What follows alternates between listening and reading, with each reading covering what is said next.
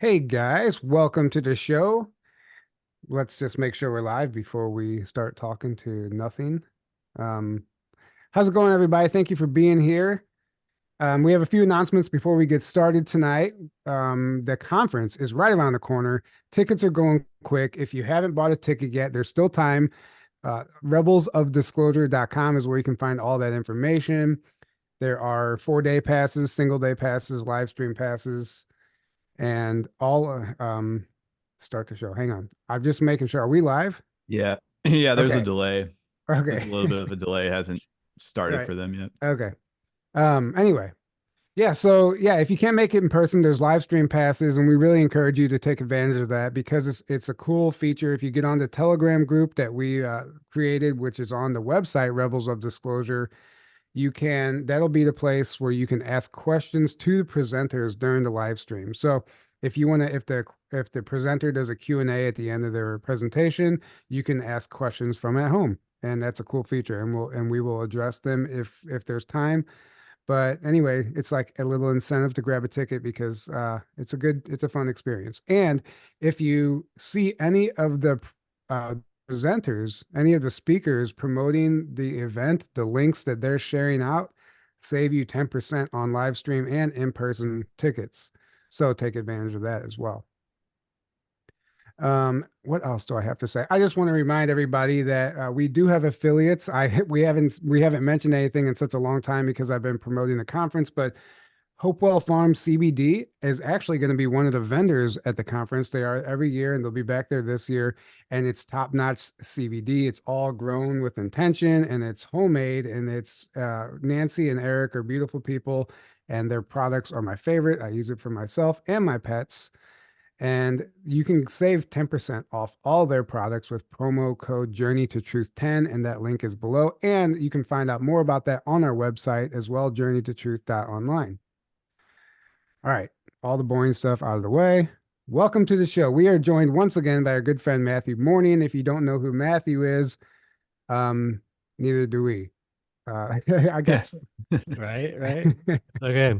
Um, Who, he who are he you is a again? professional psychic and intuitive practitioner specializing in the removal of negative energetic manifestations from the body. Things like entity attachment, astral parasites, implantation, and many other forms of energetic targeting that are still widely unknown by the modern world.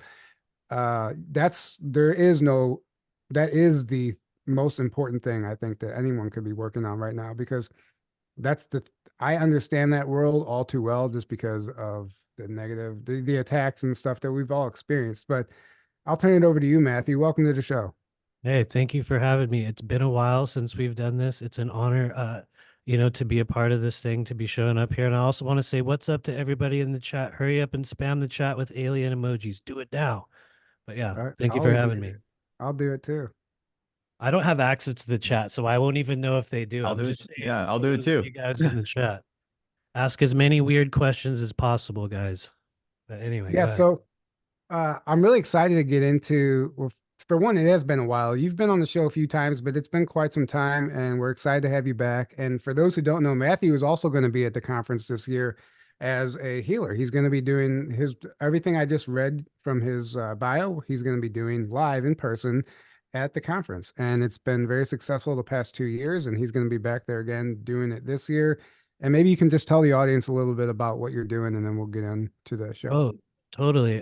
Especially when we see people at a live event, which is honestly the only time you will ever see me in person doing energy work. The only time we ever even make contact with people. Not that that's a big deal or not a big deal, but it's really the only time where I do what I do face to face. And honestly, it's very, very different.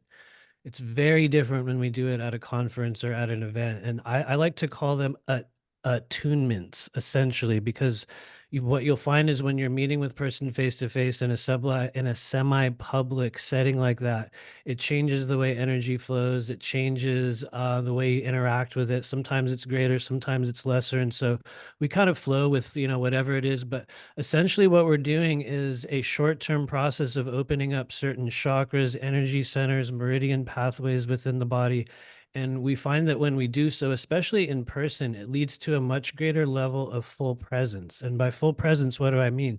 When you are fully present in the now moment with other people, rather than caught up in the past, rather than caught up in your own wounds. One of the things we find is when you enter into an environment like that, all kinds of bells and whistles and thought forms and energies go off. Everyone goes through it when they come into a public area like that. And so what I found over the years is that there's this process of grounding and opening that we do with people that honestly is very different from a private session that I do over Zoom. And so we're going to be doing a lot more of that. My wife Honora will be there as well, doing her thing.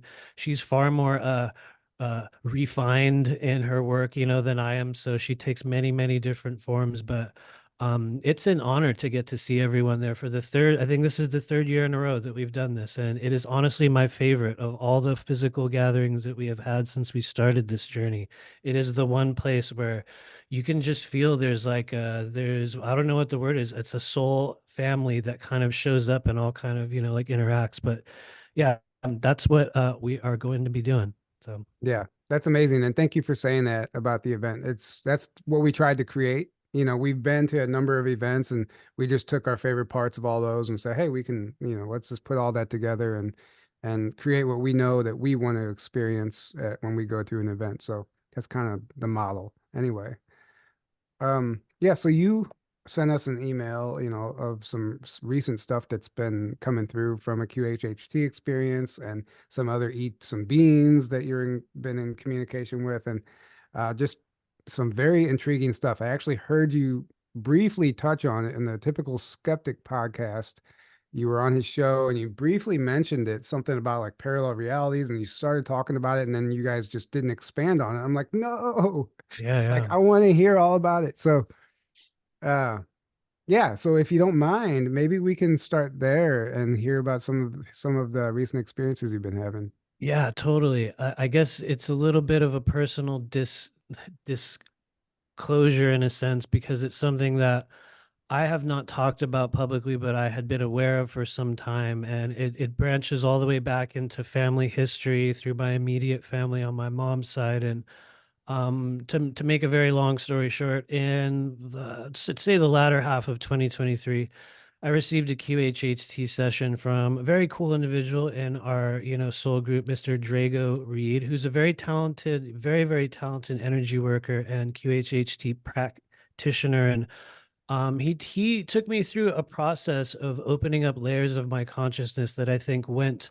far above and beyond what I had ever expected. And I had been a person that had been I had a lot of, respect for QHHT, tremendous, respect for hypnotherapeutic modalities in and of themselves. It's a tool that I use in literally every single private session I use, although I do it a little bit differently. I'm much more of a conversational kind of short-term hip hip hypnotic, kind of. Hip hop I know, yeah. hippopotamus.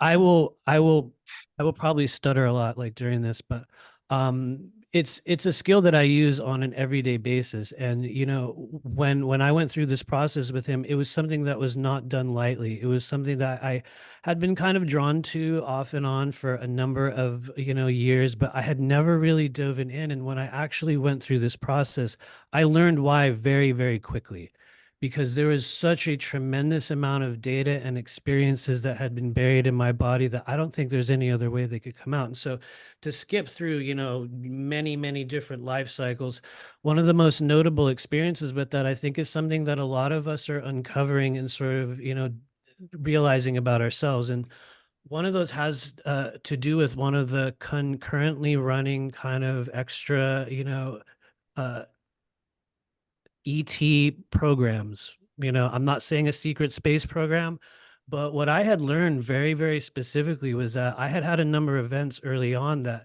had actually created this opening in my energy field that allowed for what is essentially a tag and release program in which you're not taken in for a series of events or programs or whatever it is essentially what had been happening for me for my entire life was that there was a group of beings that would basically come into, through a portal. They would pick you up, they would, through whatever means they have, and they would basically deprogram every single thing that I had said or done or witnessed or felt, and it went to such an extreme, level that I learned so much about it. And so let me kind of get into that before I go on a rant.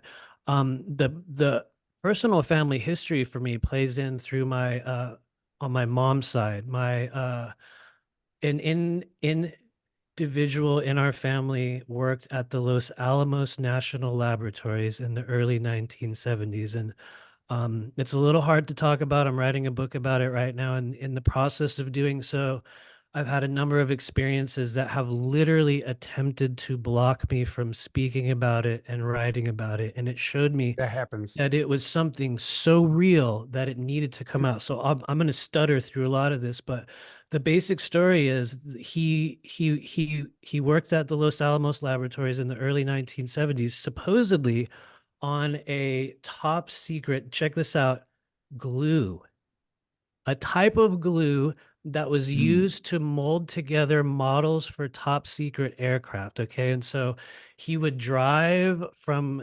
California to New Mexico every 10 to 12 days, stay for multiple days at a time. And then for some reason on the way back would have these crazy experiences where he would pull over on the side of the road and he would get taken, he would get abducted. And throughout my entire early family history, this was a story that everyone would talk about. Grandpa's space stories. He would have this happen, he would have that happen, and nobody ever believed him. I was a little kid at the time, and I remember hearing those stories, and for some reason, I knew they were real. But it was sort of a secret that kind of lived and died with an earlier generation in my family. Come to find out many years later, when I started doing this work, it had been a factor for me as well. And what I had been shown is that we were part of a tag and release program. And so what does that mean specifically? What it means is that there's a group of, what we might call military industrial complex programs and also ET programs that will come in your room, basically implant you. I had learned exactly where I had been planted, and it's not the place that you would think it was. It was actually up my nose. And they showed me this very specific type of basically a strand, this fiber optic kind of cable that they would stick up your nose that had a little bulb in it that would go right past the blood-brain barrier, right into the brain itself. And what that was meant to do was to record every single thought, every single thing that you said or did. And so in going through this QHT session, that was one of the big questions. What was that event? What had happened? And it was so detailed. It showed me why I had chronic, nasal issues throughout my whole life, why I had weird health stuff, why I had this and that. And so that was the first layer of it. That was the first layer of the whole thing. And so I'll pause there if you have any questions on it. Yeah. I'll keep Yeah. going on and on, but yeah, go ahead. Sure. No, we're going to unpack this because if you don't mind, because it's already fascinating to me. The Los Alamos stuff. I mean, everything you said as far as, driving there and spending so many days or weeks there and then coming back home. That's how those shifts occur. And any of the testimonies we hear, that lines up with that. Not that I don't believe you, but it's always good to get corroborating Oh yeah. information. And as far as writing the book and then the interference to stop you from talking about it, that actually happened to me writing my book. I got to the part where I was going to share some of the program experiences, right?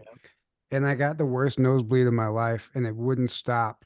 It would not stop, and it to the point where like I had to like almost. I thought about going to the hospital, Anyway, long story short, I never did get back to that chapter, and it was a whole distraction. But that happens, yeah. And thirdly, my father also has an implant up his nose, and I just, it does. That's common. I don't know if it's common, but it's also just another correlation. So yeah, Aaron, did you want to add anything to that before? Yeah, that reminds me of, I remember, I think it was during an episode of Cosmic Disclosure that David Wilcock was talking about multiple like insiders who things would get triggered in them as they would talk about their experiences and that were programmed into them. So it wasn't anything physical. It was like literally a energetic programming that they would start falling asleep. They would fall asleep. They would start forgetting it. They would like all these different things would happen as soon as they would try to tell their story or their information to somebody. So I wonder if the nosebleed thing with you was like some kind of mental program trigger, or if it was just an energetic like entity attack or something as well. I mean, there's so many different things. Yeah, I can only speculate, but it was I don't believe in It coincidences. was something trying to stop you. That's all we know. Oh Yeah. yeah, it still is to this very day. It is the hardest thing for me to speak about. I will literally start stuttering and stammering and get lost in this weird thing. It took me a literal month to be able to write it down for this book. And in kind of going back on what I had picked up from that QHHT session, it was so detailed that they showed me, and this is going to be a weird thing, but I'm going to be totally open with you guys. I noticed that over the past few years, I had actually developed a weird bald spot on both sides of my head. And this was not a thing that I had thought anything about, but in that session, I was shown that the reason why that had occurred was because one of the methods through which they would record all of your thoughts, all of your desires, everything that you said or did was through this metallic ring that they would put over my head, and it would literally go right where these weird bald spots had grown over the years. And I was like, that is so weird that that was even possible. And to make it even crazier, my wife also in this process began to experience the same nasal issues, the same exact occurrences. And to make it even more strange, I was shown that at the apartment complex I had lived, that they had also decided to pick up and begin monitoring other neighbors that had lived there. And what's wild is during the time that we lived there was people that had been, literally hermits in their houses for 15 years. I know this sounds crazy. People that lived above us, they would never come outside. They were like really sick, like disabled people. And during that time period, they started venturing outside for the first time. Their lives started to change. Something for them actually improved. And what I was shown, it was all in part related to this series of events and a soul contract that I had signed at a much, much earlier stage in this journey, most likely, before I was born. But to make it even weirder, and I'll try to keep this part short, is it branched off into a whole other version of reality. And I believe this is important to mention because I think there's a lot of people out there who are concurrently existing in this reality. It's oftentimes referred to as what many of us hear about the breakaway civilizations. There's many of them, many of them. And in this case, it was part of a civilization that had broken off from, one of many, we've all heard the stories, exploded planets. And from a shard of this exploded planet, they were able to use this kind of chunk of the planet as a power source. And as a result, this massive structure had been built all the way around the structure of a planet. And what I was shown that, and this is a thing that I saw for a lot of us in our soul group, was that there is a version of us existing within that breakaway civilization society who actually has a vested interest in helping us uncover those pieces of our identity in this here and now. And one of the things they did, or one of the versions of myself I witnessed in there, was a version of me that would literally watch this reality right now on these holographic TV screens.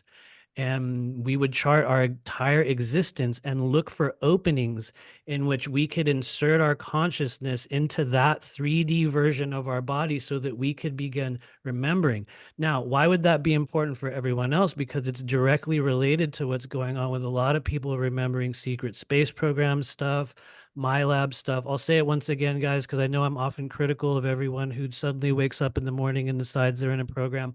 I am not. I'm not one of those people that will ever claim that.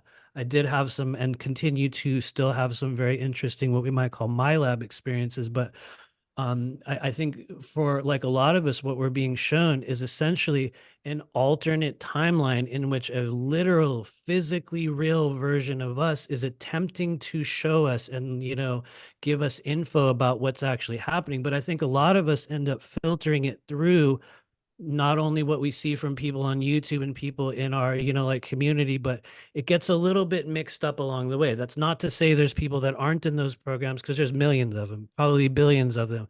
But I think for a lot of us, what we're encountering is an alternate timeline in which we are viewing this. And the cool thing about it is they're very aware of us in this here and now.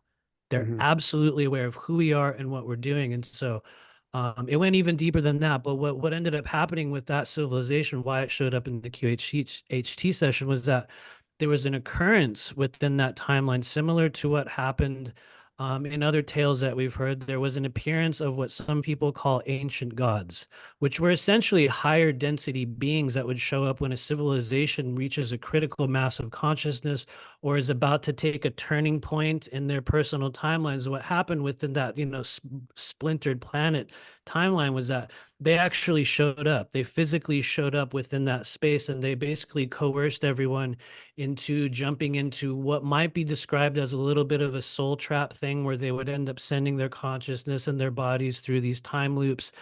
And we were basically misled. We were misled by these fifth and sixth density beings who we thought had a vested interest in actually helping us, move out of that, timeline, but they actually locked us in it. And so one of the reasons why they're sitting there viewing us on these pieces of technology is to rectify the damage that was caused through being sent into these time loops over and over and over again. And I'll say one other thing, which might splinter off into a whole other thing. I was shown that those time loops had affected me throughout many, many different life cycles here on Earth, stretching all the way back into what we would call the 1800s, into, like the so-called Old West cowboy era, all the way even further back into the time of the Templars and a number of really big things that happened. In fact, that ended up being one of my most commonly occurring life cycles, where I would reincarnate again and join a Templar order or something like that. And so anyway, I'll just keep going on this, but it was one of the most fascinating things. And I think the reason why it needs to be stated is because there's a lot of people that are watching this show right now, probably you guys as well, that are concurrently existing on that breakaway civilization timeline. And I think once we know about them, it allows us to maybe connect with those pieces of our consciousness more clearly. Right. And so anyway, I will stop Yeah. there for the moment, but Absolutely, absolutely fascinating stuff. And I Yeah. do have some things to add. I definitely believe that there is a version of us maybe on in this breakaway civilization, let's just say. And I think they're trying to get our attention. And I realized that's what was happening with me. The angel numbers, right? Well, this one number kept coming up, but it wasn't an angel number. It wasn't anything like that. It was just more or less something trying to get my attention. And after meditating on it and really sitting with it and like just going through all of everything I could think of, exploring every possibility on what this could mean, it was shown very clearly to me that it was myself trying to get my attention from, yeah. I guess, one of these programs, you could say. And then once I had the realization, my whole body got chills. Almost started to shake, and I was like, "Oh my God, it's me!" And then, so it's just it opened up, and it was like an invite to start that communication now, and it was amazing. And I think that it's possible. Arkim Ra talks about this, like it's Mhm. possible to connect with your alters, you can call them, an alternate reality, an alternate personality, but and have conversations, and therefore you can start to heal and integrate those parts of yourself. So I that all totally resonates with me. Absolutely. Yeah, I agree. It is a very real and strange thing to, try to like wrap your head around. And It, um, yeah, I'm sorry, go ahead. and really quick, I do want to thank you for clarifying that not every time you have a memory, it doesn't automatically mean you're in the secret space program, right? And I think a lot of people filter that through that lens, like you said, and it's so important to talk about because it's I don't know. What I see is people sharing this information, and the two realities start to blend, and they can't decipher between the alternate reality and timeline and this timeline. And what happens is they claim to have known people in this other reality, and this person did this or whatever. It becomes very like high school drama, like, but Right? but they don't know how to separate the two realities. I'm like, you have no idea, like if that's Right. true, if that memory is real that you had with that person, they were in the same exact situation you were in, and they have no idea that they're doing that. And you're pissed at them in this reality because of something that happened that in this alternate timeline. So it sounds very childish, and that's where I think people on the outside looking in, they see that kind of stuff and just like they think we're all nuts because no one's Well, responsibly like approaching this responsibly. They're not doing it in a healthy manner, and they just start sharing stuff without actually vetting themselves first. Anyway, I'm Yeah. done ranting now. I very much agree. Go ahead, Aaron. Sorry.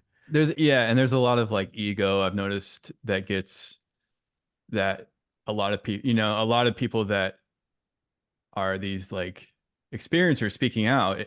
We need people speaking out, but there's a lot of ego that tends to crop up.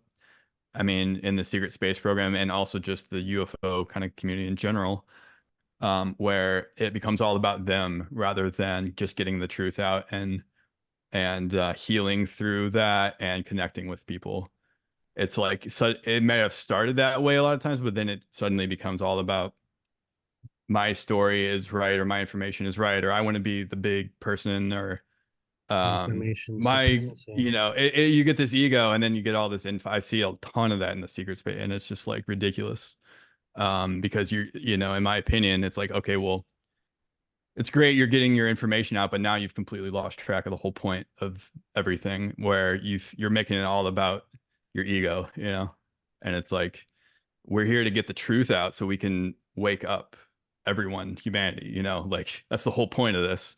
And the whole point is to realize we're all one and to have this awakening and come together in unity. And like by doing that, you're literally furthering the separation and the divide and the conflict and the old energies that we're moving out of. Like you're staying stuck in that. So, Right. people need to realize like even if you disagree with somebody or it's like you got to let that go, you got to let they're on their journey, you're on your journey. And you can like if you feel like you need to go to that person privately and have a conversation, do it. But when we start attacking each other and saying like I'm right, you're wrong, I'm better than you, my information's the only correct, blah blah blah, like that's when you're off track. And that's when you're only like hurting yourself and further perpetuating that energy that like we're all moving, the planet's moving out of that energy. And if you're not frequency specific, you're going to go somewhere else. So if you're planning on sticking around, like you got to start getting out of that energy. Right. I very much agree, and I'll just add one little thing to that. And a lot of you guys know this. I have spent a considerable amount of time over the past few years calling out people in that very same manner and talking a lot of shit and saying, "Oh, well, this is fake or this is real or that's not fake." I'm gonna be totally real with everyone here. It hasn't really gotten me anywhere. Seriously, it Yeah. really has not. It didn't really help me. It didn't benefit me. It didn't bring numbers to anything. It didn't improve my quality of life. What it actually caused me to do was to get caught up in this entanglement of, everyone else's bullshit versus my own form of, the very same thing. And it's a thing that I have had to consciously put to rest because every single day I see, the great figureheads and the, disclosure celebrities, the niche internet micro celebrities of the Yeah. disclosure world. And it's like everyone has their own version of info supremacy. Everyone knows, well, Right. this is how it really is, and this is what really happens. And no, that's not how it goes. And I think that very idea keeps a lot of people, especially like me, who in the beginning of this journey, when I literally stood face to face with a reptilian being in my apartment in Los Angeles, literally Wow. touched him in the face.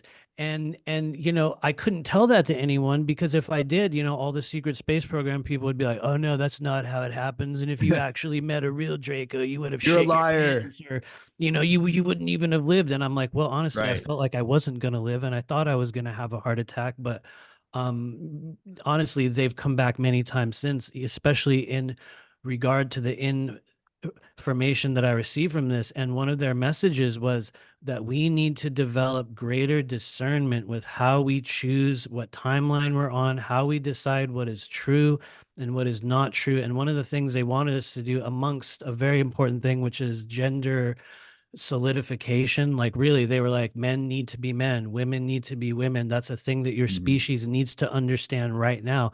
But Yeah. alongside that, one of the other things they were saying is you need to develop greater discernment and learn to look deeper into what you think is true, because we're twisting ourselves off into another, yet another splintered timeline. And anyway, I'll pause there because I'll go on and on about that stuff. But I mean it's all important, but I think the Yeah. beautiful message here is that for one, you were able to look in the mirror and at least have the self-awareness to understand and recognize what you had that realm that you were swimming in, right?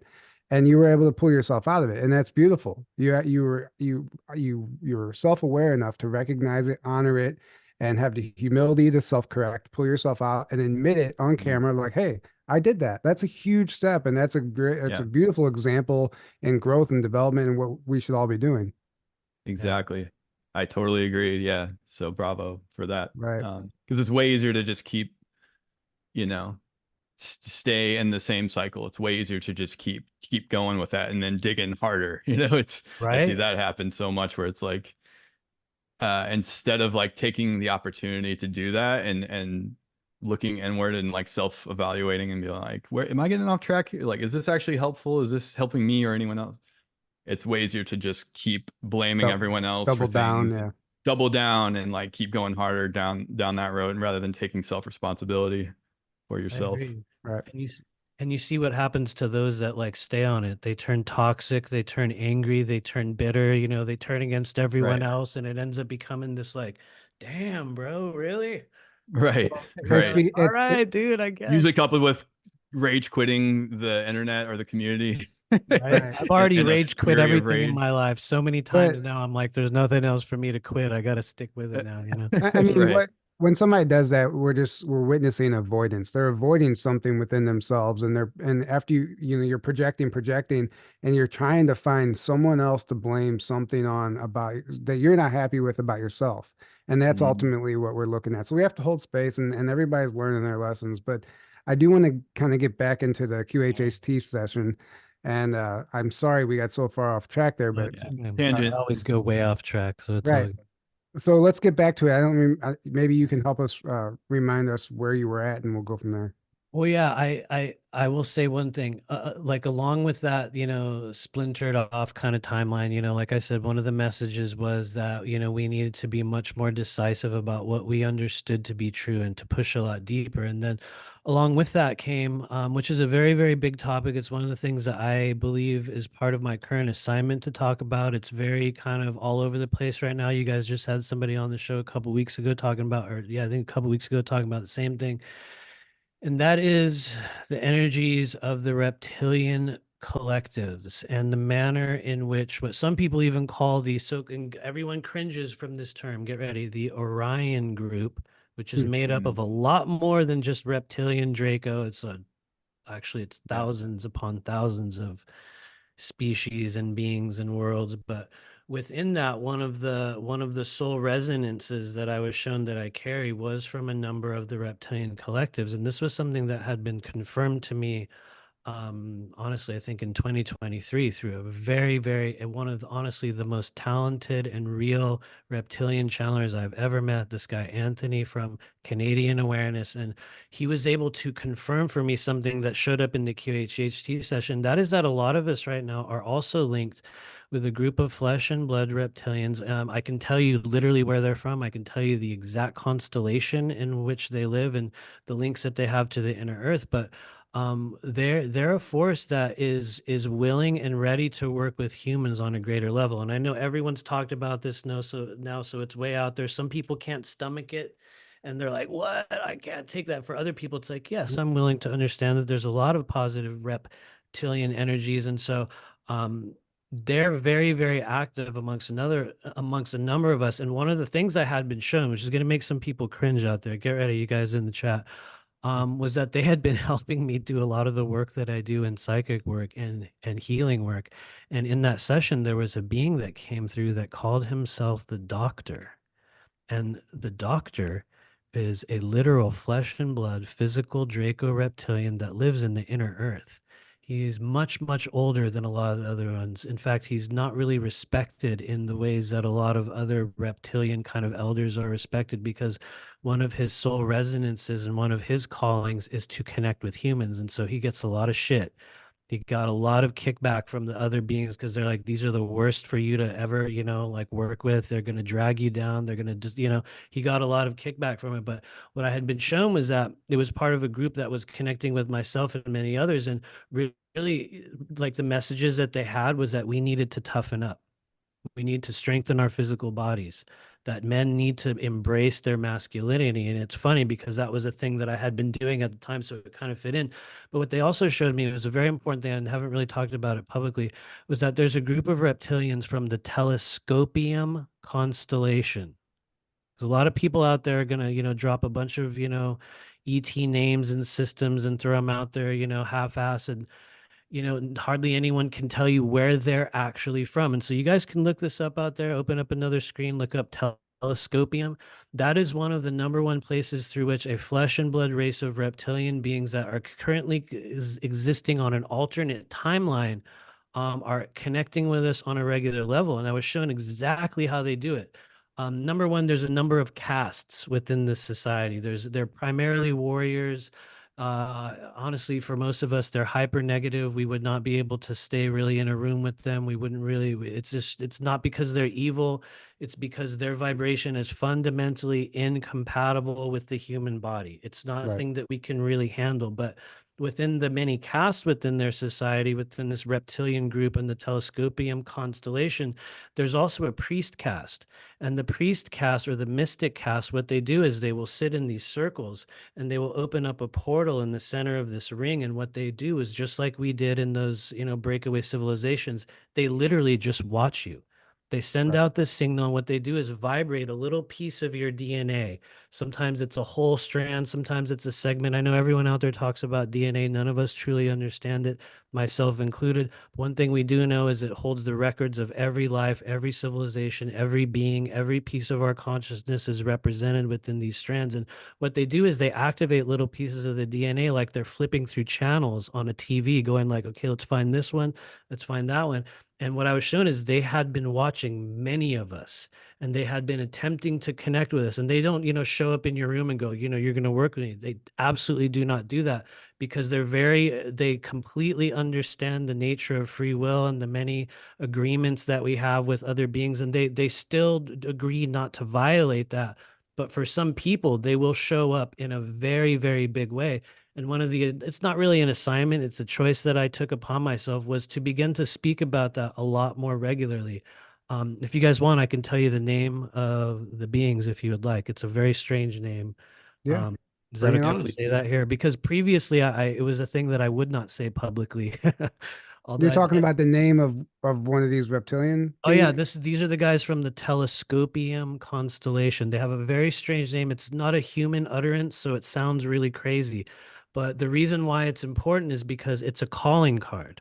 And you can meditate upon this vocal sound or this name, and you can reach out to these beings. I don't necessarily recommend that everyone do it unless you feel secure within your own ability to sit with fear, because they can create fear in the body just by you connecting with them. And it won't be a specific fear, it just awakens genetic fear in your body. It's one of the barriers that we have toward Yeah.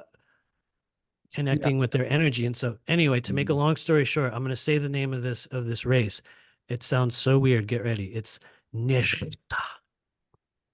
That sounds like the tongue from Halo. You ever watched the Halo series on Paramount Actually, I Plus? think I played every Halo game, honestly. I never watched the series, but I The You should watch. the reptilians in the new Halo series, that's exactly how they talk. What you just said. It it's sounds guttural. It's like guttural. And yeah. so Well, that's confirmation. There's, Yeah. that No, there's means so much they're disclosure. disclosing Yeah, there's so real much disclosure. disclosure in those series. Yeah. So I'll say it again for those of you guys out there that want to use this as a calling card. Be careful if you do. Careful what you wish for. But it's spelled kind of like Nishkt, but it's nish. It's like this guttural back of your throat kind of utterance. And that's basically their energy signature. And so I'm going to be real. Some of you guys out there will do a meditation later, and you'll connect with that. And you'll notice when you chant that word inside your body will heat up instantly. Some of Right. you guys will hear me say it here, and your literal body will heat up. Because one of the things that they do when they start to actually kind of, interface with your body is they shake everything up, and all kinds of weird wounds will come to the surface, and everything that's blocking you from being able to interface with that aspect of yourself will be shoved up into your, like into your world, which was honestly a thing that had been happening to me for years. It was like as soon as I would try to, interface with these beings, all of my old wounds, all of these old triggers, all of these old things would come up. And I was shown that's because that's a layer of energy that will sit around our organs. And it's very important to mention that, because I think that's one of the things that a lot of people in our soul group are dealing with right now, aside from things like implants and blockages and chakra stuff in the body, is that as we go through this shift into fourth density, we our organs will also expand on a non-physical level. And one of the places where the majority of blockages will sit inside the body is actually in the energy around the organs themselves, which is an important thing to mention. For those of you guys that want to find me through our website later, we have a list of basically command phrases that we use to open up those energies throughout the body, and they create dilation of energy centers. So there's a lot of people out there that are having a hard time making, contact with their own guides, that are having a hard time opening up psychic abilities, people that are, especially if you're having a hard time going out of the physical body.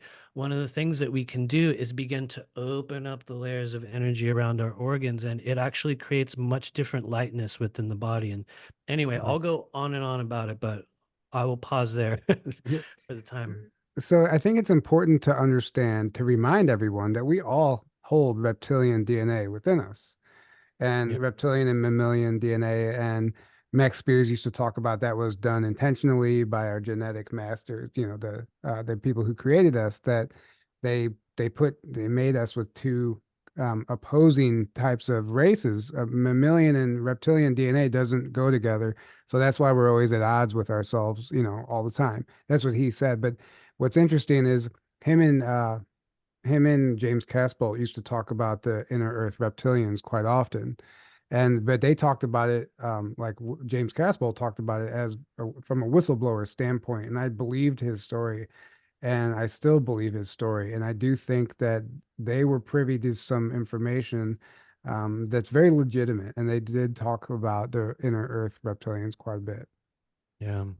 They're definitely out there. I'm gonna be real, because I know there's some people out there that are gonna be like, yeah, I'm gonna, do like a meditation with that name and chant it over and over again. It'll create effect in your body. It'll create effect in your life. And I'm not so naive, to think that it can only be good. I think that's one of the most egotistical mistakes that we can make when we enter this world of, understanding who and what we are, is that, we will, mistake the fact that, yes, these races are also responsible for, the annihilation of thousands of species and thousands of worlds. And it's a very, very murky road, I think, when we start to actually interface with other versions of ourself. And for me, that's literally what it was, is that there was another version of myself that was a reptilian existing within that society. Also one, in the inner earth. It wasn't really a version of me, but it was one who had chosen to, be a part of a human life cycle for a lot of us. And I think when we are, taking a full spectrum, like approach to understanding what it is we're doing in this world, we cannot ignore it. I think it Right. is a grave, grave, mistake to be like, oh, well, they're all evil. That's crazy. I'm not going to go there. But anyway, I know you guys have been talking about I that a lot lately, so I'll leave it there. But I think the important message there is the gender confusion that they're talking about. And what did you call it? The gender polarization and solidification, if you want to get solidification. Right. totally specific. And it was really that they wanted us to specifically strengthen our bodies. They needed us to, become men. Women needed to become women. They were shown, and yeah, I know there's going to be some people out there that, they're going to want to cancel you as soon as you say that. It's like, what? Oh my Well, God. Yeah. You You're a know, bigot. Yeah. right, it's right. what's I have Like, a friend of mine is she sells Brazilian wax packages, right, to people, and the training, she had to take a training course, and they have new anatomy models for all the different genders and the trannies and all the stuff, and they have to learn like the new body parts and what to call them, and you have to, when you're selling to these people, you have to like be very careful on how you word things. It's absolutely ridiculous. And like the whole gender identity has been hijacked, right? And there's confusion, and I think that is ultimately like Max Spears used to talk about, like how do you take over a civilization? You get rid of the alpha male, right? And that's what they're doing. And I understand why they're indicating that we need to bring that alpha male energy back, Mhm. because without that, then they're just going to steamroll us, you know? Well, that's right. You nailed it. It's about energy. It really has less to do with the biology. It has to do with the divine masculine energy and Right. the divine feminine energy. So they attack both. But what is the masculine energy? That's the protective energy. That's the it takes action, it's protective, it's grounding, it's it's yeah, it's providing a container and a safe environment for, you know, for everyone and for the divine feminine.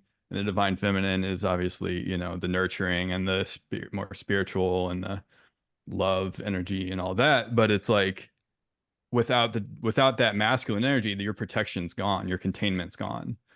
So of course they're gonna I mean, but the divine feminine too, so there's attack on both, but like, yeah, absolutely. Like on the more surface level, yeah, you're gonna attack the men first and you're gonna attack the masculine energy first. Right. And then it just like everything just kind of comes apart at the seams there. Right. And then you like families, like that's why they attack the nuclear family, because you do that, all of society goes with it, because that's the foundation is like the individual, then the family, unit, and then you no longer have communities that loving, unified communities And that are strong and that will not be controlled, because that's how that works. right. So to It's such control, a you got to break that down. and it's such a deep topic, because what they do, also destroying the family unit, they're trying to replace, and I see this among people that I know. They try to replace the father with the government. Yeah, the There's state. incentives for mothers to be single, because they're paying for their children, their groceries, their schooling, the child support is crazy. Like there's incentives for the mothers to be single, and they're doing. I see people in certain communities actually, like, I think they're intentionally leaving the father so they can get those incentives and not have to work and not have to do anything but just sit there and get everything handed to them while they raise their children. Oh, And yeah. it's really interesting to see play out. I agree. It's a very strange time on Earth. In fact, I think it's one of the craziest we've all endured so far. Well, it is obviously, and yet Yeah. there's nowhere else I would rather be. A lot of you guys have heard me say that. Earth Right. in 2024 is the number one place you want to be right now. Where else, do we get to go through this strange, process of, the world turning on its head? And of course, I know everyone knows we're about to have the, what is it? The like apocalypse. Right. So Eclipse the apocalypse apocalypse. is coming up on, April 8th. For those of you guys that don't know, Right. that's also Right. about to happen. But Yeah. I mean, you're right. It is a place to be. Where else is it a gamble every time you eat? Like, you don't know what you're putting in your mouth anymore. Well, Like, is this people, gonna kill me or not? I don't know. Let's right. try it.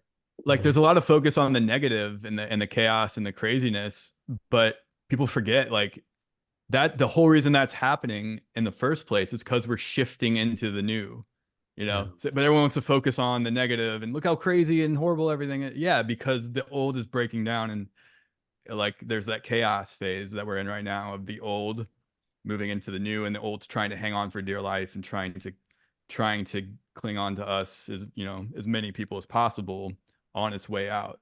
And then you have all the people that are at these lower frequencies.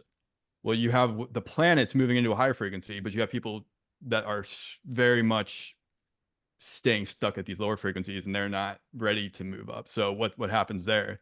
They start going nuts. They start becoming very agitated, very angry, very start lashing out, blah blah blah. What do we see happening now? That exact thing. Well, all the people in these institutions, they're doing the same thing, right? And they're trying desperately to hang on to their power and control.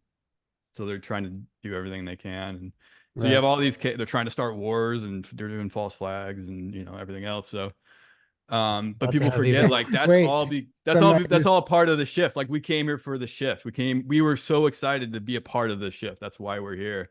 And like it's not doom and gloom. Like things get crazy, but guys, we're eternal beings. Like you can't be killed. What's there to fear? We came here to Victitious experience this. Victitious just said in the chat, it can't end. We have a conference to go to in May. Right. try it. We have a conference to go to in May, so Right, it can't. yeah. The world can't end. Oh, here we go. I finally opened the chat. Okay, there we go. What's up, everybody? Anyway, I So, can now see it if you're talking shit. Anyway, go ahead. so is there anything else that came up in this session that you Oh haven't gotten to man, yet? there was honestly so much, and I guess I'll talk about one other thing. I know I've kind of stuttered and stammered through a lot of this. It's a weird thing to talk No, it's about, but perfect. one of the things that I was shown along that journey is also a thread that binds many of us together within our soul group, and that is from the Templar orders. And I know for me and a lot of other people, probably you guys as well, there was a stage in our human life cycle journey in which many of us were part of such things, and there's many versions of it. But one of the things that I was shown during those life cycles was that I was part of a group of Templars that actually went on these long voyages across the ocean. We went to other, countries in search of artifacts, just like, they ended up in the Grand Canyon and probably Oak Island and all those other places. But one of the life cycles that I had was when we were sent to South America. Honestly, I think it may have been Ecuador, but that's pure speculation just based on what I intuitively felt. But what had happened there was that we were searching for a reptilian being, or we did not know it was a reptilian being. It was a being that had essentially taken over entire tribes and massive groups of people with one consciousness. And I guess I'll cut to the chase. It was actually a version of me from another timeline. One of the first forms that I had had upon entering this world after becoming a creator being, which a lot of us did. We terraformed and put together pieces of the earth and a number of things like that. There's many people out there that can speak a lot more to that. But what happened later on, and this is a stage that I think a lot of us go through in our incarnational cycles, um, we will incarnate as a consciousness on earth that is essentially non-physical, and it will take the form through people, through like animals, through, and also it can take a physical form. But I had previously incarnated as this disembodied being that actually took entire control of a series of tribes in South America. It wasn't just me, it was others, but we would incarnate into a whole group of people, and we were some of the beings that initially taught them. This is gruesome for some people, about sacrifice and how to generate power from blood and words of power, how to say certain words and to essentially cast spells upon an entire population, which is a thing we're seeing all over the planet right now, right? All of Mhm. the world governments are doing a very similar thing. But at this stage of the life cycle, myself and several others, we were called to, venture to this, place out in the jungle where our assignment was to kill or capture this being, to understand the nature of what it was doing, and to hopefully bring back some sort of artifact or information that would allow us to harness the power that it had. And when we actually got there, this being had become so powerful that it actually sacrificed thousands of people in this blink of an eye just to escape that place. And it actually fled underground into what eventually became Peru. And now a lot of you guys out there, some of you guys that are familiar with me have been aware of another thing I'd been talking about, which was a group of reptilians that supposedly live underground in that country. They called themselves Morop. I'm going to be real. That is not their name. It's actually an inversion, and it's actually Poram is the actual way if you want to use it. But you guys can look it up. Those of you out there, if you look up capital of friendship in Peru, you're going to see this massive statue of a really crazy looking draconian being, this massive lizard dude. And so, what had happened after those life cycles is those beings chose to begin, number one, incarnating in physical bodies. They stopped the process of inhabiting an entire group of people and influencing them, although there were other beings that kind of stepped in and other forces that took that place. But they actually retired to places within their inner earth underneath that country where they actually begin to, over time, build relationships with the humans. And so this is a fun one, once again, for those of you guys that want to look it up. But what they essentially did was taught us about the gateways between death and life, how to clear non-physical entities, how to ensure that when we left this body, we did not get caught up in what some people call a soul trap, which I'm going to be real, I don't really subscribe to the concept that we automatically get sucked into a soul trap. I think that is a possible reality for some of us based upon pre-existing agreements, but for most of us, it's, in my opinion, for what I've seen doing the work that I do, it's actually kind of a myth. There's nothing wrong with going toward the light. And I love how people always say that and they've never died. So they only know, it's just hearsay. It's like, Right, don't right. go toward the light, bro. It's Right. like, guess what? When you're Like- actually dead, you will not even consider that. You will Right. see this light open and you will go to it. And for most of us, it's a real and true connection into another world. But for some of us, we would get recycled, and it's a choice we made. And so these beings, the Poramian, I will use that term. That might not be the correct one, but they actually taught us how to bridge the gap between what we would call the automatic reincarnation cycle into empowering ourselves beyond this world. And what's crazy is they are still living their flesh and blood to this very day. They are Yeah, absolutely, literally real. And so I anyway, believe that. it goes You, on and on, but Yeah. I'll pause there. you know, what's interesting about the soul trap is that I do think maybe at one time there was something in place that was there to keep us trapped here, right? But I also think that, like you said, we're all just here alive talking about this stuff. No one actually knows. We can only speculate and share stories and all the near death experiences. Like some of those Right. people Those went people to have the not light, listened to very many near-death experiencers, obviously, right? because I But haven't heard a single one talk about the soul trap, and they've all had But amazing experiences. what I do want to say is some information we're coming across on we're researching for the webinar Illuminati in the music industry, Oh, nice. and some information I'm found on the ritual deaths, the ritual sacrifices that we know, like when a certain person dies and is clearly obviously staged. That's, well, for one, they know upon conception when the ritual death will be at age 19, whatever, what's going to happen, whatever. But and what they do, the reason it's a ritual death, a sacrifice, is the purpose of the ritual is to trap the soul. So they can still work with that soul in the astral realm, in the astral plane. So there are traps set up via ritual but they're intentionally set up and the ritual death is planned. It's not happening with everyone, right? Right, right. But I It's agree. not like something out of our control that's just going to inevitably happen, exactly, like but they it try to make can it be sound. created, and it's fascinating that the amount of detail that that's coming forward right now surrounding that and the reality of it. I very much agree with that. And I guess I'll add one other little thing to it. And some people out there are going to gravely disagree with me. And a lot of you guys that have watched our lives and seen other shows I've done, you've heard me say this exact thing. But everyone says this: I'm never coming back here. I'm not going back to Yeah. Earth. I'm never doing this again. I'm Guess never what? coming back. We always come back. Mhm. It might not be this time period. It might be 26,000 years in the future. It might be on a whole other dimensional plane. There's multiple different versions of Earth coexisting right now.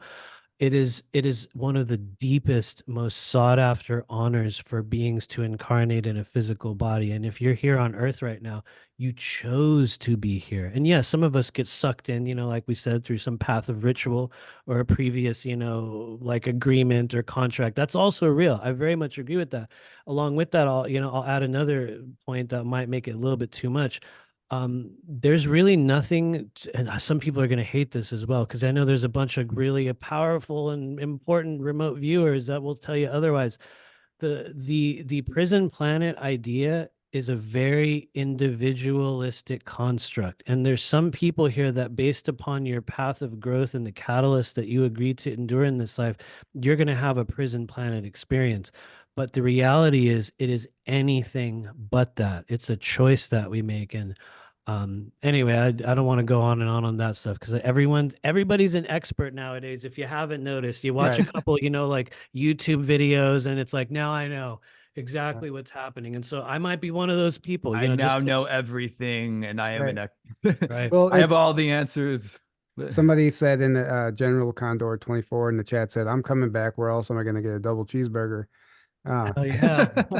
Right. right. I mean, I love yeah, that. I want a seriously 5D though. double cheeseburger. It's Yeah. interesting, like, yeah, like I'm never coming back. Like, obviously, it's so easy to have that thought now, and of course, yeah, I don't want to, like, why would you want to come back to another situation like this? I get that, but that's if you stay in that mentality, like you said, it's you chose to be here, and I Mhm. wholeheartedly believe that we all chose this experience. From a higher level, from our Right, soul's perspective, which is infinitely more expanded than the little 3D right, you with your ego. Because people saying these things are coming from their ego, and that perspective is so tiny. and it thinks it knows everything a lot of times, like we were just saying, but it really knows almost nothing. I very So much you got to agree. connect to your soul, to your higher self, with has that massive perspective, because when you're in that perspective, you see the value of this experience.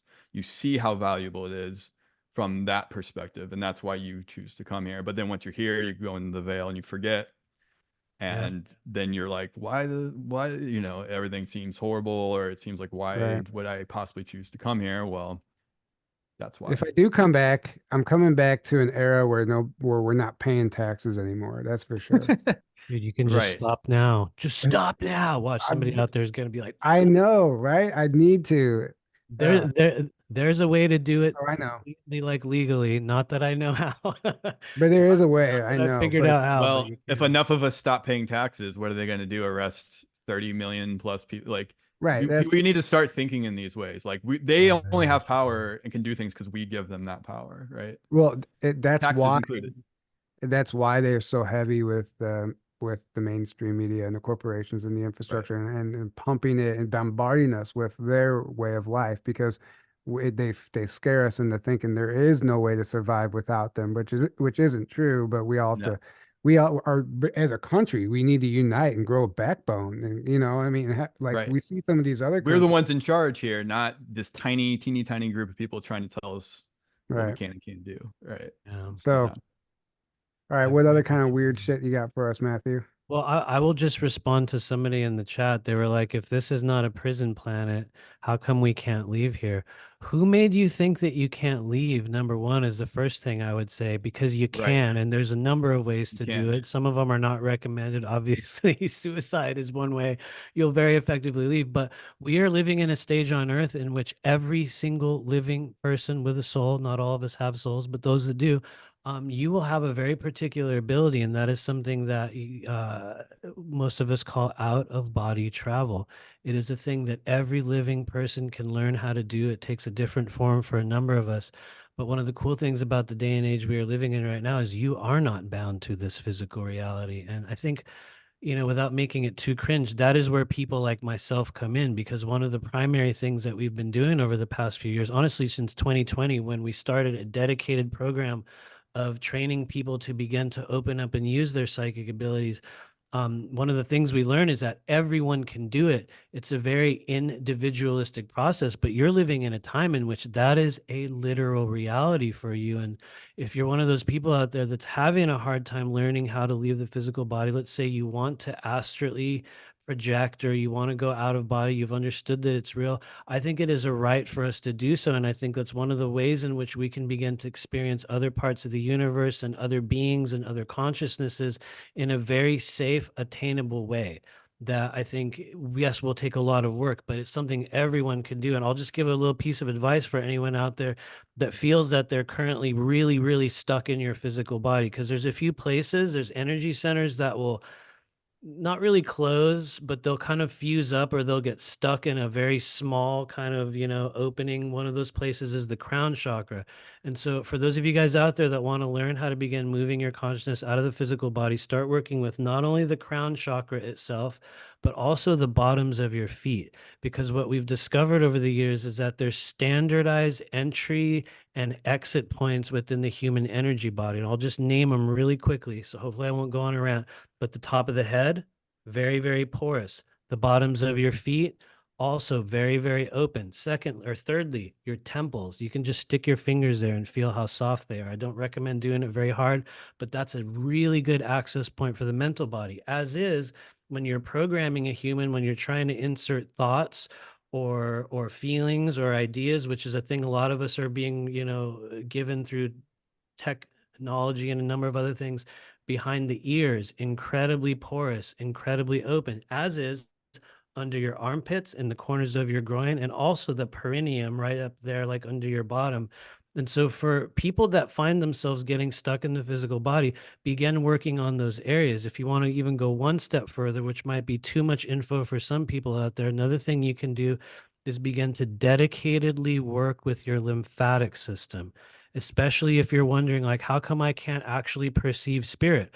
Why can't I understand what my guides are telling me? How do I open up to that version of myself?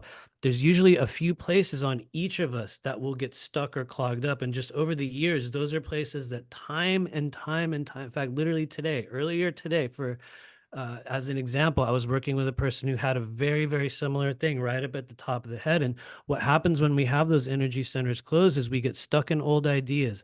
We get stuck in previous versions of ourselves. We get stuck in belief systems that keep us greatly limited. And so anyway, I'll keep going on and on about it, but anyone Yeah. can do it. And so, yeah. And it's so important because I found myself sometimes getting stuck in an older version of myself, or looking backwards or whatever. I very much agree with you that there are the blockages that are stopping you from connecting and seeing the bigger picture. It becomes a very narrow lens, and it happens. And life is set up to distract us and keep us from opening up and connecting. So I think it's important that you mention all of that and all the ways that you can have that experience and connect. But another thing I'm going to do is um, during the eclipse this year, I'm looking directly at it. I've been watching testimonies and listening to people who've done that, and they say that that is the way you have the ultimate out of body experience. It is one of the most spiritual experiences you can have. And I think that's why they don't want you to look at it. I think it's going to be Yeah. one of the most powerful eclipses this year Hmm. yet. And I I think it agree. could be the most activating down to a cellular level. And that's why they have to create so much fear, because they're trying to hijack that positive experience.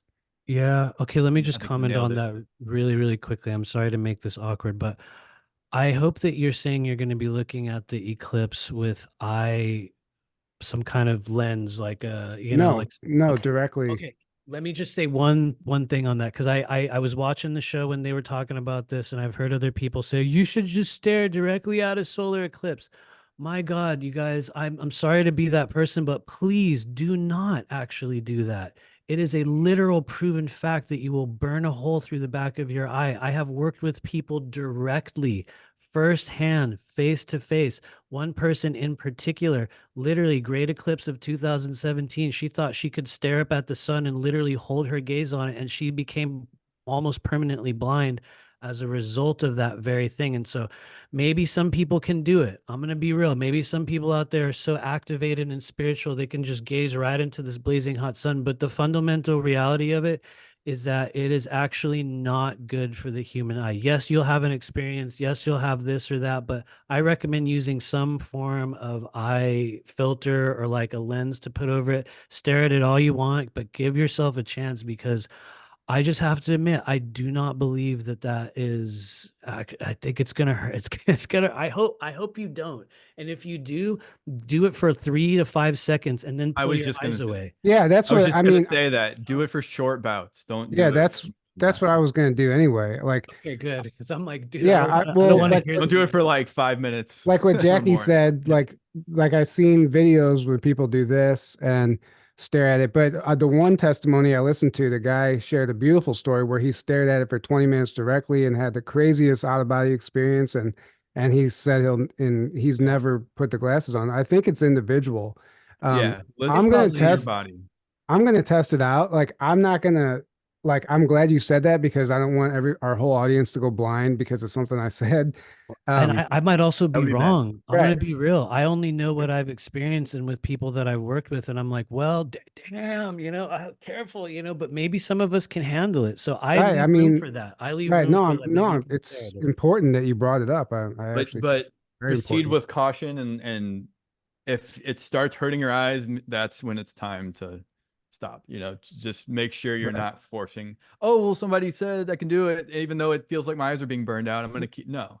I mean, Like it's listen to very, your what Yeah. comes to mind is like being out in the sun when it's kind of cool, breezy out, cool and breezy, and you're getting burned, but you don't realize it. Like, I guess, like you think it's harmless until after the fact, but your eyes, obviously, it's something different. So anyway, Yeah. um, do Give it whatever a you shot feel though. like, Try do it. whatever you right. feel like you Yeah. intuitively should do during the eclipse. Don't listen to me. But I Yeah. am I Don't gonna, say listen to three. me either. I'll say yeah, Go three to ahead, five, Tyler. 3 to 6 seconds is you're probably safe. at a time. Yeah, I'm Okay. going to I'm going to explore. I'm going to see. I will as well. Don't get me wrong. I'm in Florida, so we don't get it full blast. But I'm also gonna be looking at it too. So don't, you know what I mean? I'm not saying don't, whatever you do, don't stare into the sun. Just use your judgment, I guess, But Right. Yeah. Um, anyway, the chat is killing me. Anyway, yeah, We don't want so anyone to sue us over you right. never It's know. Well, that here, they let me became just let blind me from staring at. Let me Journey just to kind of Truth mention said, why I'm even saying this. I'm sorry to cut you off, which is a little bit of a story that some people should hear. This actual person who was the one that had their eyes burned from the eclipse was a client that I had worked with, who, not to go back into the reptilian thing, but this was one, it's a big part of Yeah. it. During her experience with that, she was a touring musician, and she was on a European tour after burning her eyes. And what happened was she lost vision right in the frontal area of her eyes, meaning she just got this black dot that took over about, the majority of her vision, but she could still see from her peripheral and from the corners of her eyes. So this was a person that had retrained themselves after having this eye injury from the sun to still be able to read. They could still read, they could still have converse, they could still navigate their world through this side eye kind of thing that they would do. And she had explained one of the reasons why she had come to seek like a session was because on this tour in Europe somewhere, she had run into a group of flesh and blood reptilian hybrids. And they were a very, very, very, very different type, not like Draco reptilians, kind of serpent-like, very smooth skin. And what she claimed was that they actually had a thing that they would wear around their neck, and it was something that looked like a little black cube.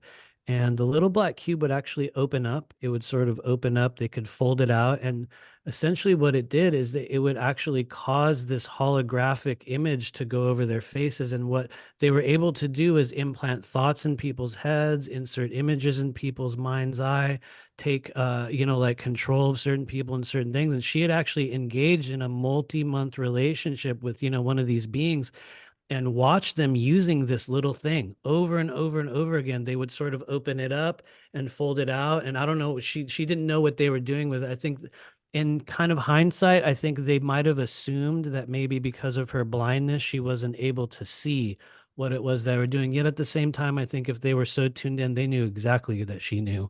And I think that was part of the whole idea. But the whole story was that she had been supposedly in a relationship with one of these beings for lifetime after lifetime after lifetime. And this was the act of, reuniting in this life. And her whole idea was not trying to get rid of them. It was to understand, did this actually happen?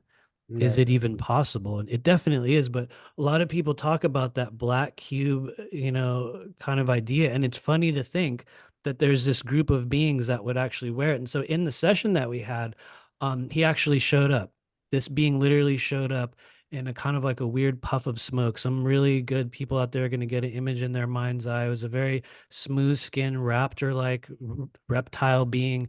And I honestly think he blocked the majority of the work that we had done in that session. And it was more just to observe and to watch, as if they were saying, like, there's nothing you can possibly do. I have a connection with this being. You don't. You know what I mean? And there's no way we're going to break it. And so, anyway, just an interesting Mm. kind of aside there, but they're Yeah, definitely there. right. That's Very interesting. absolutely fascinating. So so what we're gonna do, guys, is Matthew's gonna pull a few cards for some of the people in the audience, if anybody wants a reading.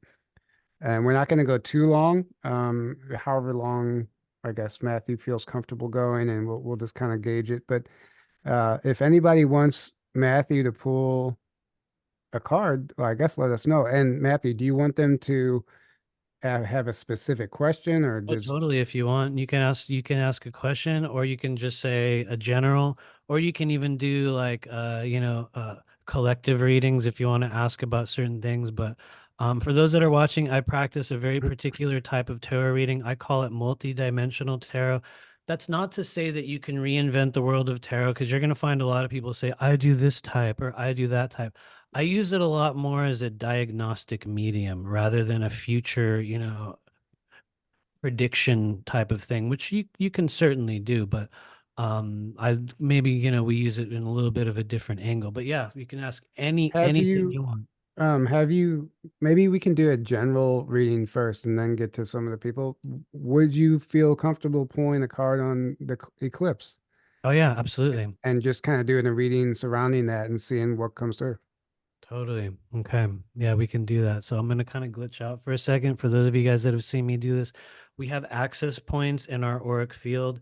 And so I tend to go up and to the left. And I honestly encourage everyone out there, as you learn to open up your psychic abilities, you're going to find that there's a direction in which you can aim your energy that allows you to interface with guides and spirit on a little bit of a different level. So the question is about the eclipse, just so I understand. Is that correct? Right. Just a Yeah. general reading on, I guess, what to expect or the energies, whatever. Okay, cool. And so I know there's like a delay, but this will be very helpful for those of you guys out there. When you hear my voice, you're going to take a deep breath in as a group. I know it'll all happen in different moments. We can do it now, breathing in and breathing out. As we honor all those of you currently guiding us in this stage on Earth in the year 2024 down here in physical bodies, we just ask what can be made aware, what can we know, what can be given about this eclipse coming up on April 8th of 2024. And we're going to see this live in the moment. I'm not one of those people that pulls cards and goes, let's see. It's like we will pull this together in the now moment. In 3, 2, 1, boom.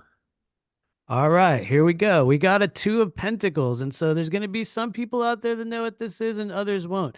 When this energy shows up, let's say in conjunction with an eclipse, some smart people will look at it and go, well, we got one thing in one hand and one in the other, which is very true. A 2 of Pentacles is what we would call a soft crossroads moment that appears in one's life. It could also be on a collective level. Why do I say a soft crossroads? Because when you have a 2 of Pentacles, you don't actually have to make a decision. You're being offered a decision. You're being offered a chance to drop one version of reality, one version of yourself, one version of an understanding, and hold on to another one. Or if you choose, you can maintain both worlds, both selves, both outcomes, both timelines. And it's kind of like saying you can have your cake and eat it too, which is a weird idea for some people, but 2 of Pentacles literally tells you that you're coming to a crossroads, and if you choose, you can change everything about your current world. And so what are the Pentacles? So when we say what would we be changing with this, it's what you're manifesting. It's the nature of the physical body. It's the way you receive energy in this world, the way you connect with the physical earth. That's the world of Pentacles. So when this shows up in your life, yes, you can make a big decision coming April 8th. You can choose a new timeline. You can choose a new aspect of yourself. I think that's the thing that a lot of us are doing right now. I encourage everyone to, at some stage of their human journey, begin to choose a new character and allow yourself to transform. But the whole kicker with this is that you don't really have to. I mean, you could, and you can imagine what would happen when you drop one of those pentacles. You will lose your balance. You are going to fall off the tightrope, meaning that for some people, it signals a great upset, which I think plays into the individual nature of the many timelines that are coalescing and kind of colliding as we hit this eclipse alignment. Some of them are going to be destroyed. Some of them are going to meld together. Some of us are going to make a choice to enter a new stage. And whichever one you do, it's great. It's fine. You will have an upset, but just to know that if you decide not to make a choice, you're going to go a lot slower than everyone else. It's like you're going to have to maintain a very delicate balance in your world. So it is a time in which some people will go through an ego death or a transformation. And to me, it's a good thing. But anyways, I will Yeah. pause And there. there's a literal flying ship flying past the sun, so we can expect some Oh, yeah. UFOs.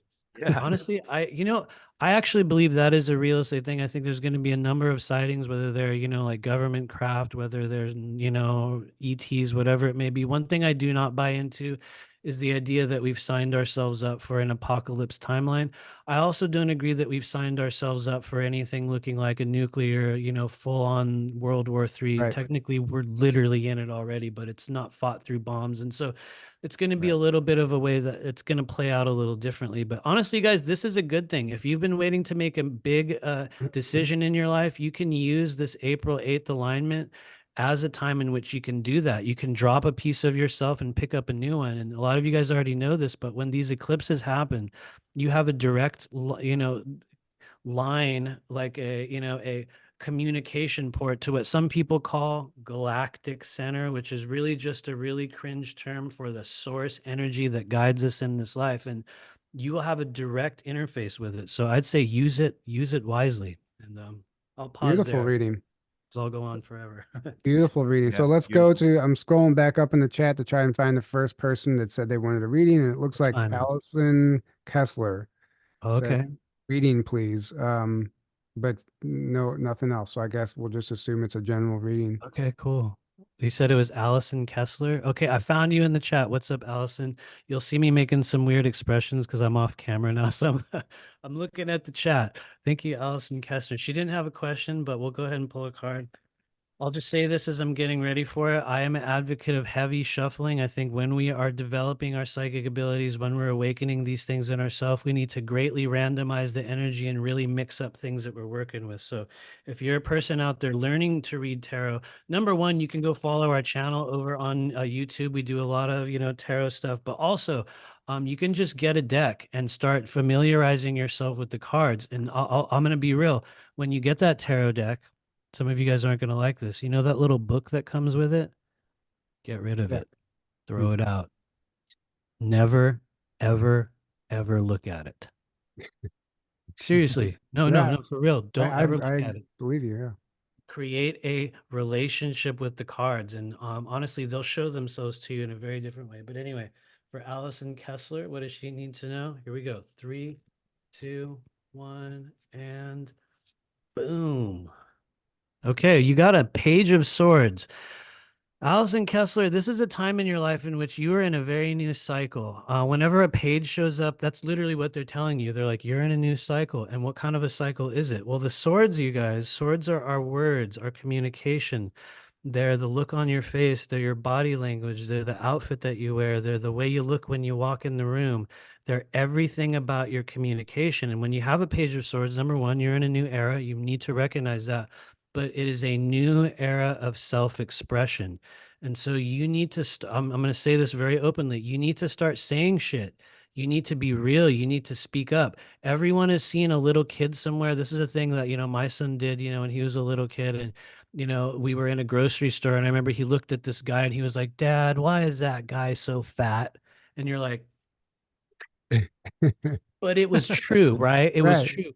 Page of Swords will say what everyone else is thinking that nobody else is willing to say. So I think it was for Allison, you really do have authorization, maybe even a necessity to start saying those things that you hold back. Yes, you're going to embarrass yourself. That's part of the path for the Page of Swords. You're going to get mixed up and go, oh God, no, wait, I didn't actually mean that. That's necessary. That's how you will develop and open the throat chakra, which if you want to get technical, and I will pause after this because I'll do a 1 card reading for like 20 minutes straight, but that's a theme for everybody out there, you guys. One of the things we've been noticing for the past few years is that we're in a collective activation of certain energy centers within the body. And it's big throat energy, as evidenced by all the people that are starting YouTube channels and speaking up and talking about their experiences. That's what happens when you awaken that part of you. So Mm-hmm. it's time to speak, Allison, and good luck out there. All right, Allison, you better start a podcast. Maybe, maybe she will. Maybe Uh, who's next? Crystallizer said, Whoa, "Yay, reading for me, please." okay. Crystallizer. Does she have a? Oh wait, I'm gonna try to find her in the chat here. Here we go. You have to scroll back up. It was underneath It's okay. Allison's. I don't even know where it is. It's all good. So crystallizer. She didn't have she didn't have a question. Okay. Thank you for entertaining all this bizarreness. It's kind of one of the only things I know how to do, but this is for crystallizer. What does she need to know? Here we go. Ready? 3, 2, 1, and boom. Crystallizer, you got something even cooler. Damn. Okay, you got a Knight of Cups. This is a very particular message, you guys. It probably goes far beyond Crystallizer or the person that calls himself Crystallizer on the internet. Knight of Cups is an emotional being on an emotional journey. One of the main drivers of the emotional realm. What do I mean by that? The knights in the world of tarot, they're the ones that actually go out there and do the stuff. They're the ones that go on the missions. They're the ones that have to do the dirty work. And sometimes it's violent, sometimes it's beautiful, sometimes they're saving the day. But Knight of Cups is the operator. He's a tier 1 operator in the emotional realm. And so when you have this card in your life, you need to begin diving into the deepest depths within yourself, which is where this guy does really well. If he's willing to dive down into that stormy sea, you know, underneath him, you're going to discover things. You're going to activate things. You're going to realize deep truths about yourself, things that would not have been made apparent if you were existing on the surface of the daily world, which is also, I gotta be real, that's also where Knight of Cups does very well. Everyone has been like this in their own life in some place, or you've known someone. The Knight of Cups is a type of person that can exist alongside many different people. They can exist on a surface level. They don't really go that deep, but they can kind of mix and do well with others. And what happens is that as a result, the world doesn't really know them.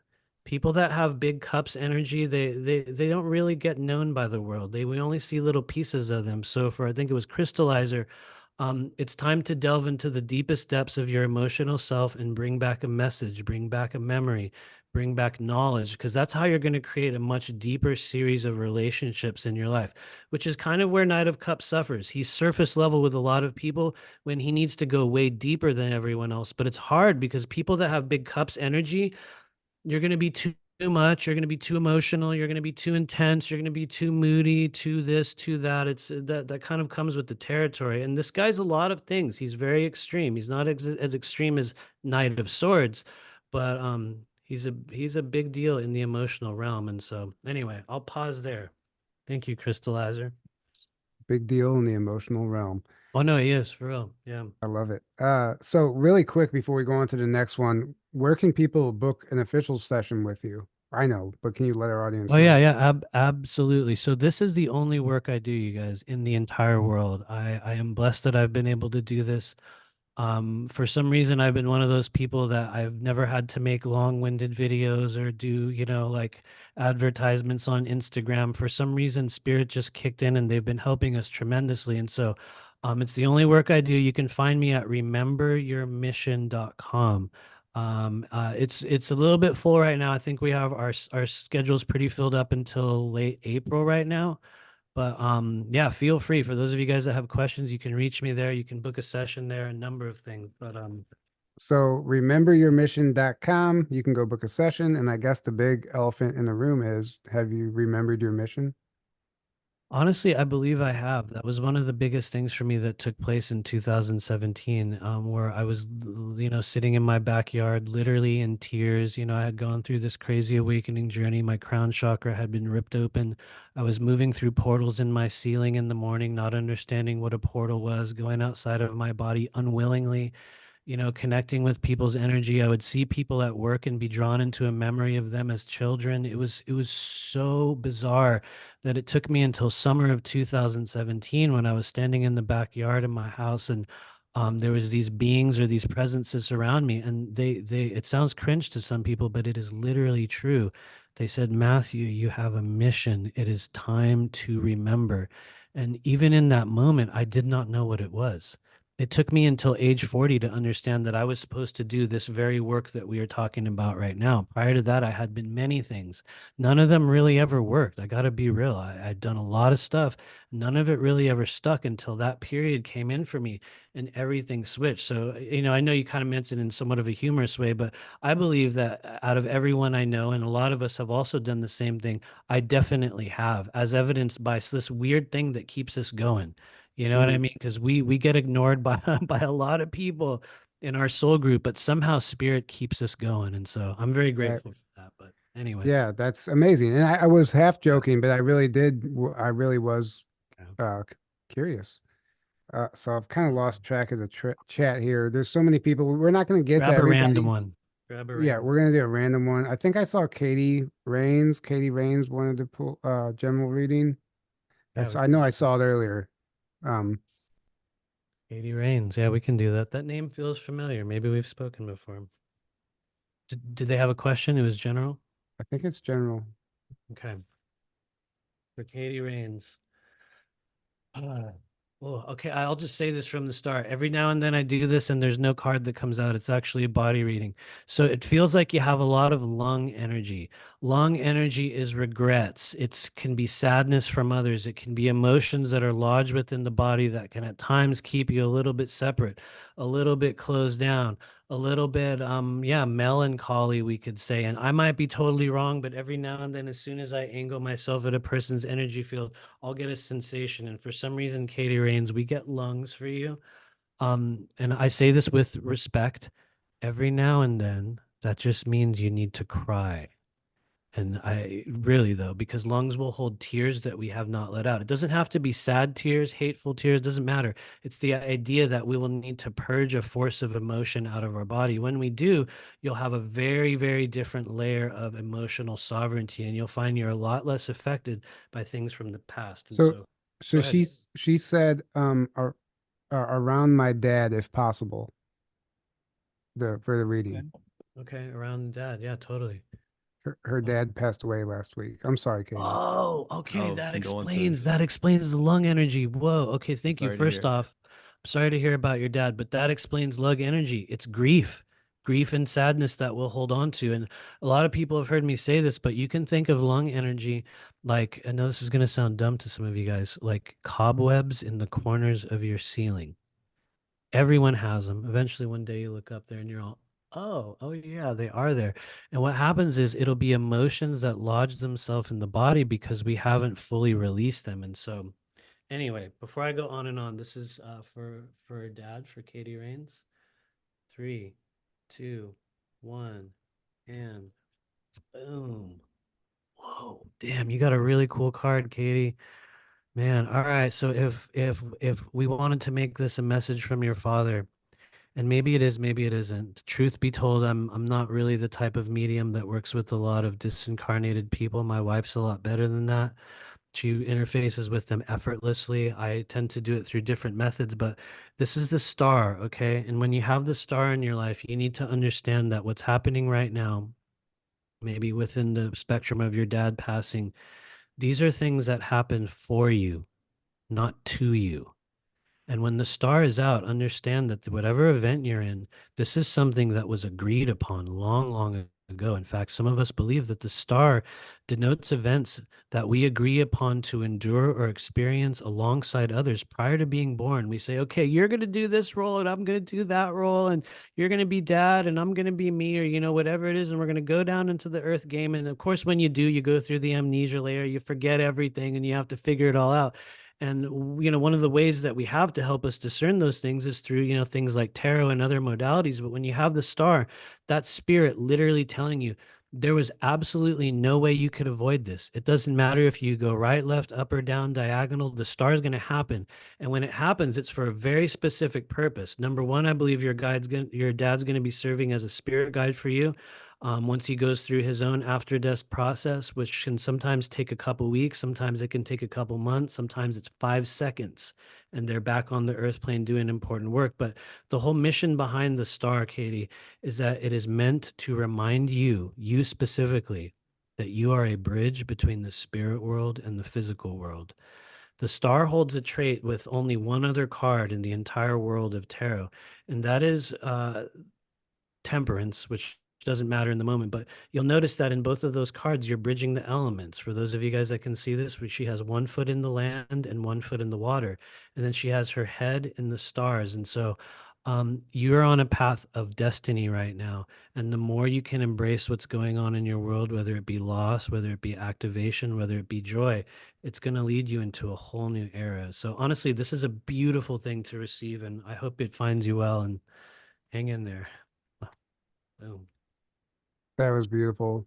And yeah, Yeah. definitely hang in there, Katie. Yeah. Definitely. And I agree 100%. Like it's happening for you, not to you. And that's a huge reminder for everyone out Yeah. Yeah. there. Can I just Um, say one other thing about all this stuff? This is a message that needs to get passed on before we go. sure. One of the things that I've been tasked with doing over the past few years, and which will likely, continue into the future, is helping people understand really simple ways in which they can begin to open up these abilities that, a lot of us are constantly working with these days. And if you're watching this show, there's a great likelihood that you're one of those people out there that has come to an understanding over the past few years that you're feeling energy very differently.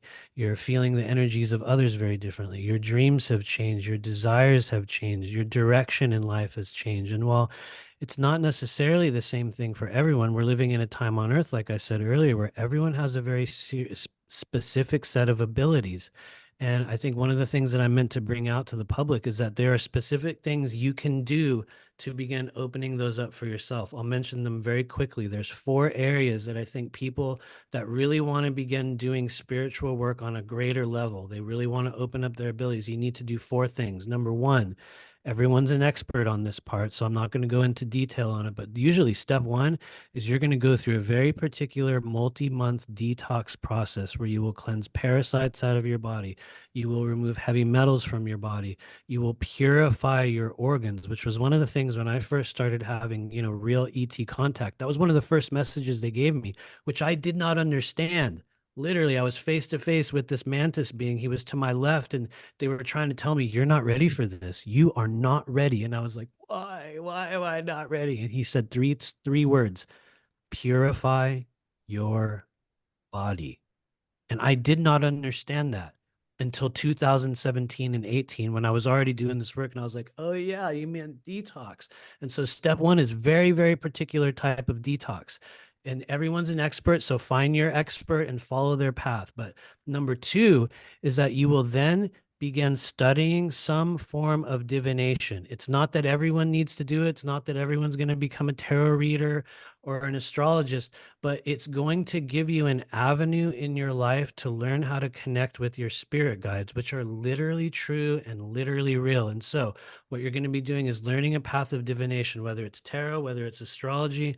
I don't necessarily recommend using a pendulum. Some people will cringe when they hear me say that because they rely on them every day, but I'm going to be real with you guys. Pendulum is the most alterable form of divination. Just your strong emotions alone will literally give you a false positive many, many times. And I'm not saying don't use them, but maybe experiment with other stuff first. And when you're more sovereign in yourself, return to the pendulum.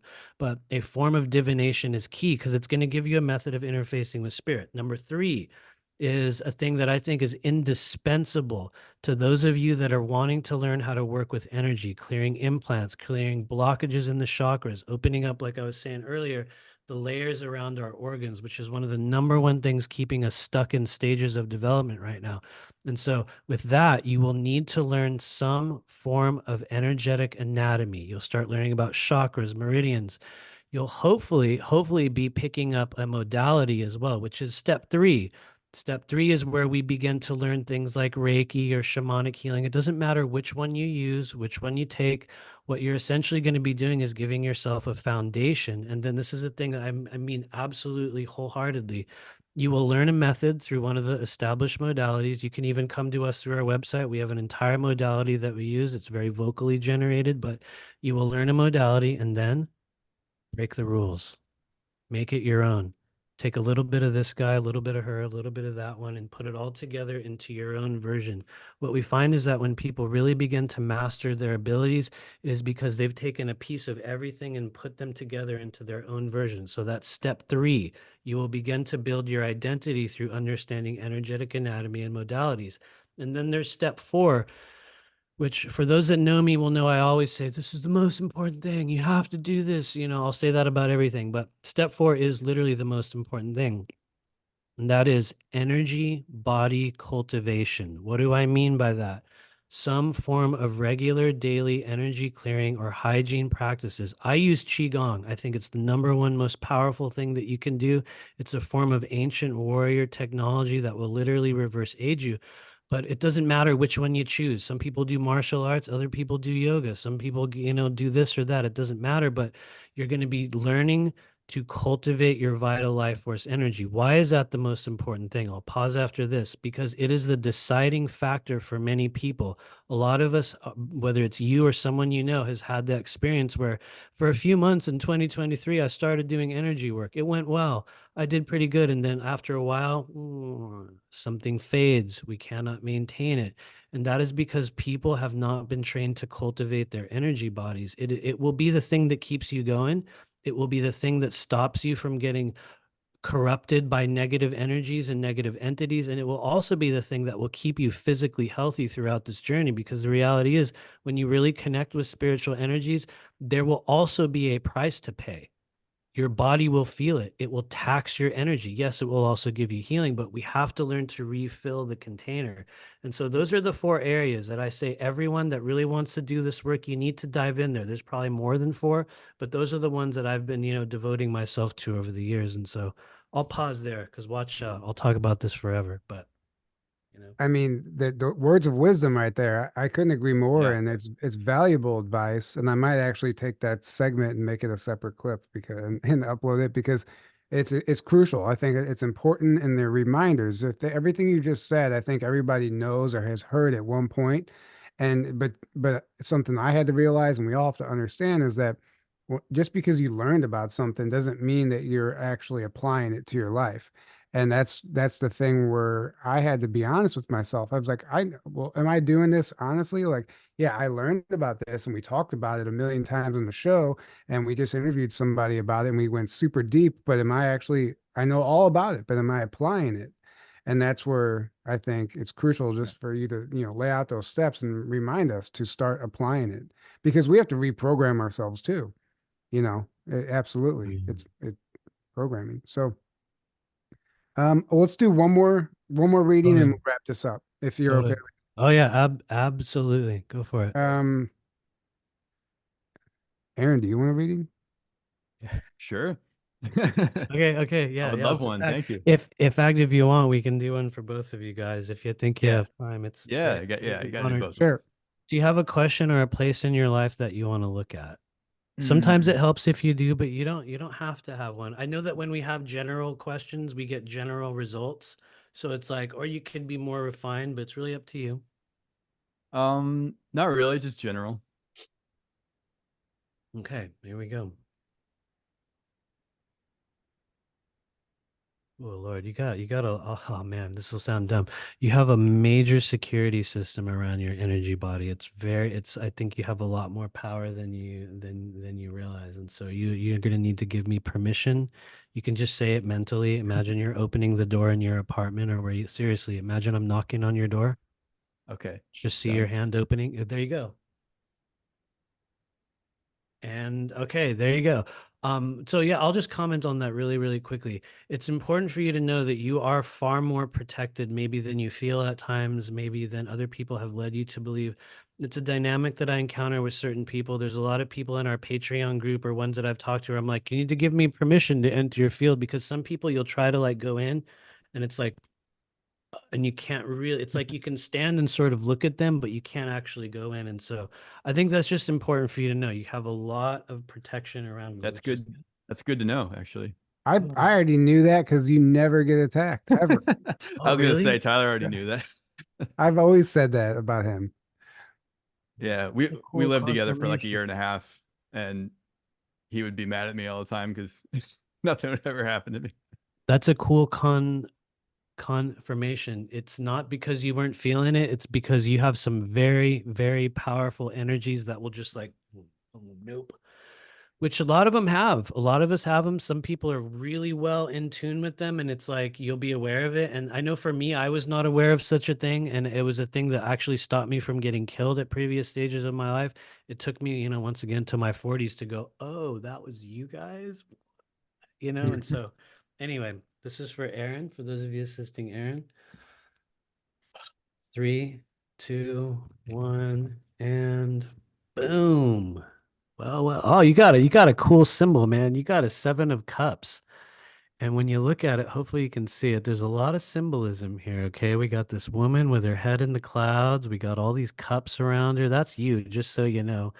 When a Seven of Cups is in your life, you must understand that there are a number of very real outcomes and timelines and just, roads that you can go down right now. If you're not aware of them, this is them telling you, hey, all those ideas and thoughts and wishes and desires you've been playing around with in your head, but maybe not telling people about, or maybe you do tell people about, it doesn't matter. Those are all a lot more real than you think. It's a really cool trait for people that have Seven of Cups, but let's be real, they're not all good. As you can see, one of them has a dragon, one of them has a snake, one of them has, gold in it, one of them has a mask, which is a sign of mystery, just so you know. And when the Seven of Cups comes in, if you're wondering, what do I do with it? Well, you might need to make concerted decisions in terms of what it is that you truly want right now. Because people that have Seven of Cups, you can exist in a number of different timelines, number of different friend groups, number of different people, outcomes, situations, and sort of like the Knight of Cups, who we saw earlier. They can do that. They can exist right on the edge of all these different realities. But the problem is that they will never fully experience any one of these cups. It's like you'll sip from one, like, okay, that was cool. And then you'll go to another one. Yeah, that was cool. But you never ever get all of it until you decide, well, that's the one I want. That's the cup I'm going for. It does not negate the other outcomes or the other timelines that are available to you. It says that in order for you to achieve them, you must choose a primary destination. It shares a trait with the Fool card. The Fool can have anything, but they don't always know that's what they want. So they're just like, oh, okay. And so Seven of Cups has that problem. They'll think that a lot of the things they're dreaming of in their mind are just in their mind, and they're not. It's real. And so the more firm you can be in terms of what you actually want in this world and start naming it, it will need to come out of that external realm within your mind's eye, and it becomes something that you share with people, which is what we ultimately do with cups. You guys, we must share them with the world. You drink some, I drink some, you know what I mean? It's a very particular thing. So anyway, before I go on and on, decide on what you want right now and devote yourself to one singular thing, and you will notice an amount of progress will be made in your life that in some cases it's like you'd been waiting years for. And I know you and I are writing a book right now, so I'm like, Yeah. that could be a really good example of it, because with Seven of Cups, you'll finally go, fuck it, I'm just going to do that one right there. And then you'll notice this crazy series of events will unfold that could not have unfolded otherwise. And so anyway, to me, it's a cool thing. What do you Pull the think about that? trigger. Pull the That's trigger. yeah, that's I feel like that's pretty spot on. It's like there's all these paths I could take, but it's like what do I want to do? Like what's the highest timeline you could say for me, you know? It's like figuring out what that is. Obviously there's, obviously the podcast and, the conferences and documentaries and all the things we're doing, but like I feel like there's like my personal journey other than that too, or within that you could say. And it's like you said, I think the book is a big part of that. So I'm already kind of doing that right now. Um, but it's like getting clear even more than that. And like, what do I want to focus my energy towards? In fact, that's Cool. actually spot on because I've been thinking a lot about that lately. So that's pretty That's amazing. cool. I'm genuinely glad that has some, like reach into your life, because you never know in the world of tarot. I'll just trust it and go, boom, it's this. And so that's good to know. And yeah, thank you. And I guess for Tyler, do you want to do you want Oh, to is do that? Yeah, sure. If you don't mind, it's Jackie Kenner. I believe that's Jackie Kenner in the chat. She says hi, and she Hi, says Jackie. your books are both going to be amazing too. Oh, if thank you. I can get through it all. There's- If I can get through it without freaking out or making myself sick or going into a weird, like, dream hallucination with, like Goetian Right. demons coming at me, because that's been a thing, literally, like literal, like real forces have shown up and going like, what are you doing? Why Yeah. are you doing this? It's So Do you yeah, think it'd be this dangerous writing a book? honestly, let me just comment on that really quick. I'm gonna be 100% real with everyone. I would love to say that it's been a joyous process of self-examination and discovery, but for me, it's been like, dumping out all kinds of poisonous trauma that I've endured throughout this life. And it's been so deep for me. There's like this smell and a taste that's like produced by my body when I'm doing it that I've learned over the years as a sign when there's a cellular release. And so I think for some of us, like I said earlier, it's a rite of passage into a different stage of your human journey. And at some point, we have to purge out everything that we've learned and everything we've become. And it's cool, you know, to be a part of a group of people that are prioritizing investing within themselves to such a point where they're like, I'm going to focus on this thing now. But I'll say it for those of you guys out there who maybe want to write a book, I'll just say it, it's a bitch, man. Like you're going to go into places in your life where you're like, I thought I was never going to go there again. I thought I would never go there again. And you'll remember all kinds of other things about it. Yeah. It's a lot more intense than you would imagine it would be. Let's just say that. Even for me, like it's like, wow, man, there's like, you think, oh, I'm just going to write a book and it's going to be great, you know, and it is fun, but it at the same time, it's like intense and it like takes everything within you. You know, you're pouring your heart and soul out, basically, at least the types of books I feel like that we're writing, you know, it's like takes all of you, you know, and it can be very, very intense. And that's It how it's really been so is. far. Yeah. Especially if you've had traumatic experiences that you're writing about, or I can't even imagine, you know, Yeah, like you're reading. Tony said when he was writing his book, he would just like have to relive a lot of that trauma, and it would just, you know, it'd take him like a month or two to overcome that and get back to writing it, you know. Yeah. I fully agree. That was actually what made me willing to talk about like the MyLab stuff and this weird tag and release thing. Wow, it's still even hard for me to say those words. That's a trip. That's crazy. It's like so hard to talk about that I realized the only thing I could do was type it out. Ultimately, was type it out. And what's crazy is I might even take that part out of the book. I might even delete it in the Uh, end. I don't know. I don't know. Man, leave no, it. leave it. It's My valuable. vote is leave it. It's a fascinating story and people can learn from it. Yeah. Right. Anyway. And That's up to you. right. So yeah, for Yeah, me, go ahead. I mean, there's so many questions, right? Uh, I'm just gonna book a session after this, but uh, Right. something that right now, currently, I'm trying to relocate away from St. Louis. And but I've been trying to do it for years, and there's like this magnet here. It feels like, and I've heard other people describe it too, but it feels like I've either been I'm being kept here for a reason, or there's something holding me back from breaking free. And I'm just maybe we can pull a card surrounding like a relocation. Is it the right move, or what does that look like for me? That's a very good question. I can tell you from an empathic perspective, it feels as though you're at a turning point with respect to prioritizing certain things. Like there will be a period of sacrifice that you'll choose to make that could in some way initiate a new timeline. But it's probably a little too it might be a little too personal if I dive into it here, but it has to do with the relationship energies and kind of correcting and like resolving previous aspects of yourself that have been kind of left under the covers from the last, I would say, 5 to 7 years. Like there's certain things that will be opened up and aired out, and then you'll notice it's kind of like a secret door effect, which is a weird thing I talk about, where it's like we will think that this one area of our life over here has nothing to do with that thing, and what'll happen is eventually you'll be like, well, I guess I'll just deal with this thing over here because I don't know what else to do and I'm not making any headway in that. And it's like as you deal with that completely unrelated area of your life, a weird little secret door opens over here. And then suddenly there's like, oh, and now all of a sudden, you guys, I'm moving to this new place and I have this awesome new house. And who knows, maybe you'll be, you know, whatever the situation is for you. Sometimes it's around like relationship stuff or other what we could call notable unions or engagements that one may take part in this life. And anyway, before I go on and on, we'll pull a card on it.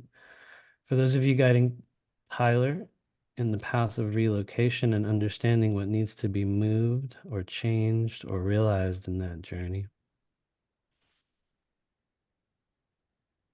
3, 2, 1, and boom. Whoa, you got I say this with everything, but you got a really cool symbol. But I'll be real, some people won't like it. They'll see this and they're like, wait, what? You're telling me this homeless people out in the cold? That's a cool symbol. Well, first off, it's a 5 of Pentacles. And so a 5 of Pentacles will come into your life in a time in which you feel limited by something.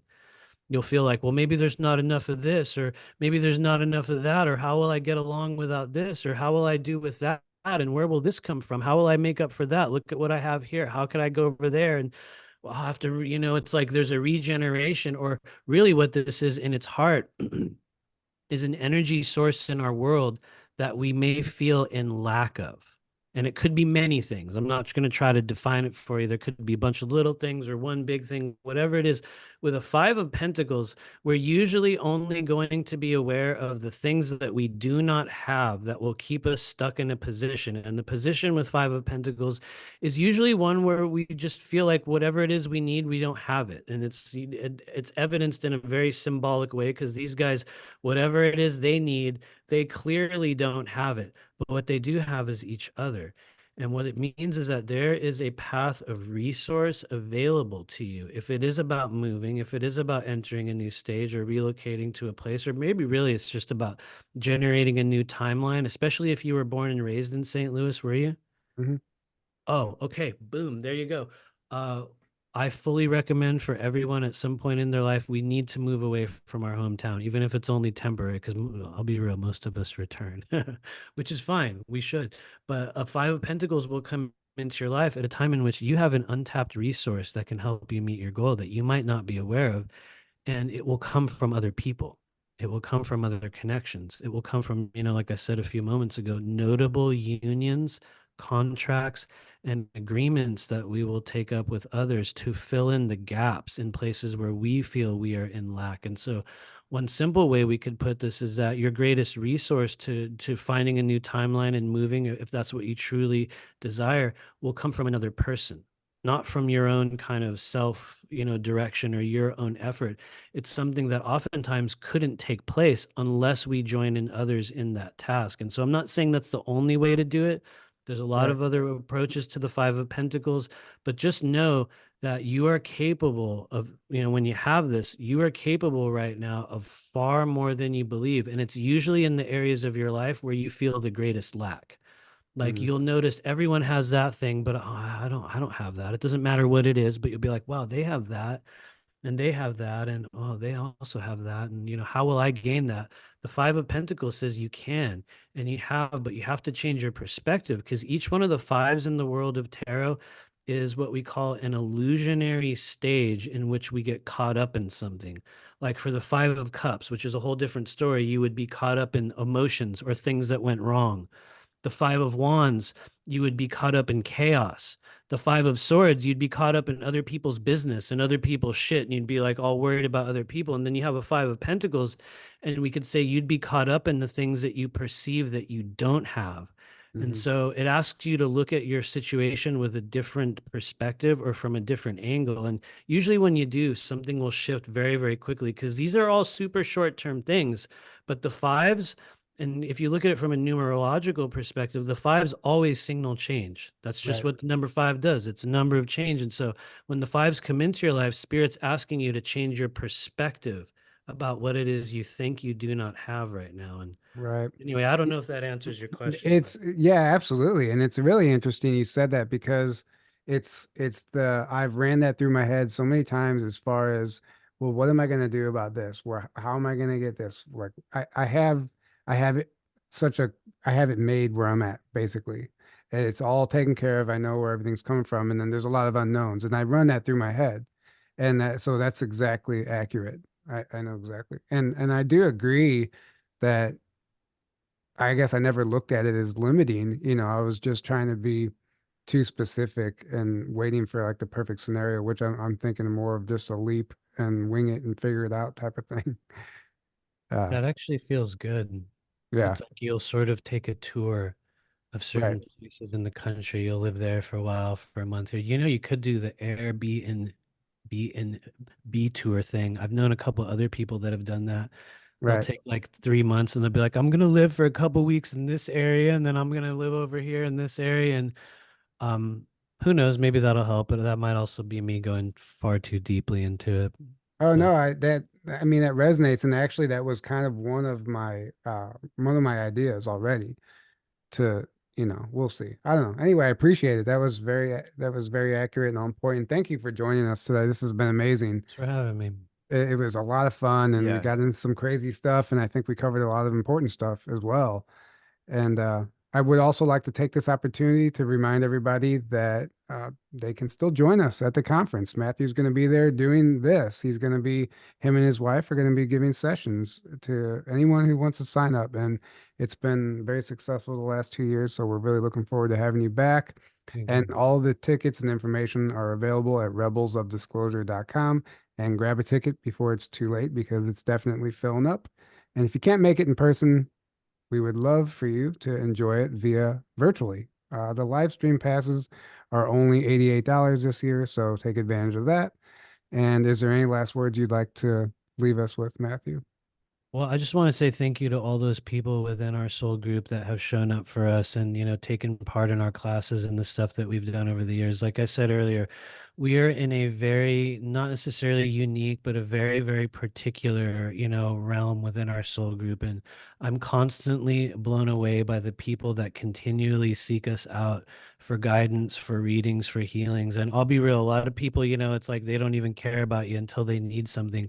But the reality is I'm honored to be needed and to be embraced by this soul group and this like community. And so I just want to say thank you to everyone out there. And it's an honor to be a part of this movement and this time on earth with you all. Yeah, that was well said. Thank you. And Well don't said. forget, you can find everything Matthew has to offer at rememberyourmission.com.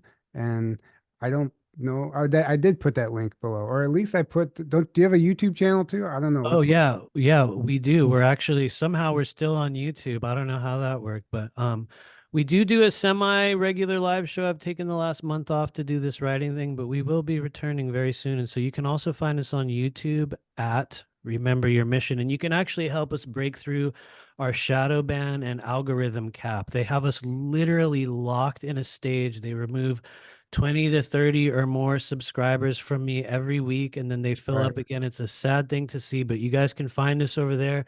There's a number of workshops on YouTube. There's a number of lives that we do, all kinds of wild stuff. So find us on YouTube at Remember Your Mission.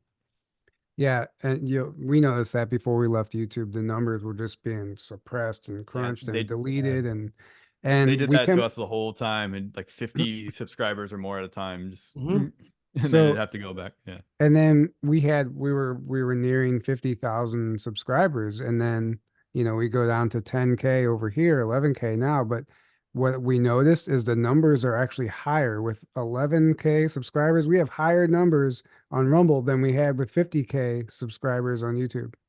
So do the math there, So right? do the math. Yeah, Nice. right. It's I like doesn't add mean, up. it doesn't add up. That shows you how much they're suppressing it. Oh yeah. That's cool. Honestly, I Yeah. miss like the YouTube days. That was a good one. Rumble is still cool. Don't get me I wrong. I miss it too. Yeah, we Rumble, do too. like they can't, like it's cool Different. to go live because we can still do the chat thing, but we can't premiere, and there's a number of things that's kind of not user friendly. But either way, Getting better little by little, right. The Right. YouTube days were definitely fun. Those premieres were fun, and but we were kind of Hey, redirected. no censorship though. Like Yeah, yeah, it's hard to beat that, you know. YouTube, we were always having to censor ourselves with a lot of things, and we still got deleted eventually. So, right, I mean, right. it took them 5 years, but finally happened. It's a mark But of honor. I think it is. badge It's of a mark honor, of honor. absolutely. I mean, we Yeah, were shocked it hadn't happened years ago, honestly. right. Um, And then so Aaron tried to create another channel, and they took that one down. and So then Oh, yeah, wait, really? actually, They and then I did? created another yeah. one. There's one still up, so we are Well, on YouTube, he guys. had a third one though. I have a third one that has 2 strikes on it Oh right now man. Okay. that could be deleted again. It's all Right. But good. William. So I'm we actually I'm did I'm try to I'm come back. uploading our old to new stuff, but I'm still in the 2 strike window that I can't upload for another 2 days. Oh wow. But I'm gonna get caught up to present day at some point in the future on there, and then that's like a backup. Like this is still gonna be our main channel. So Right. Nice. Nice. Cool. Anyway, yeah, this is amazing. This has been amazing, I should say. And we're gonna go ahead and wrap this up. Thank you so much, Matthew. This was a lot Thank of you as fun, well. and we can't wait to see you in a few months in May in yes, Grafton. It's gonna be amazing. So We'll be there. good night, everybody. We love you, and until next time, have a great evening. good night, guys.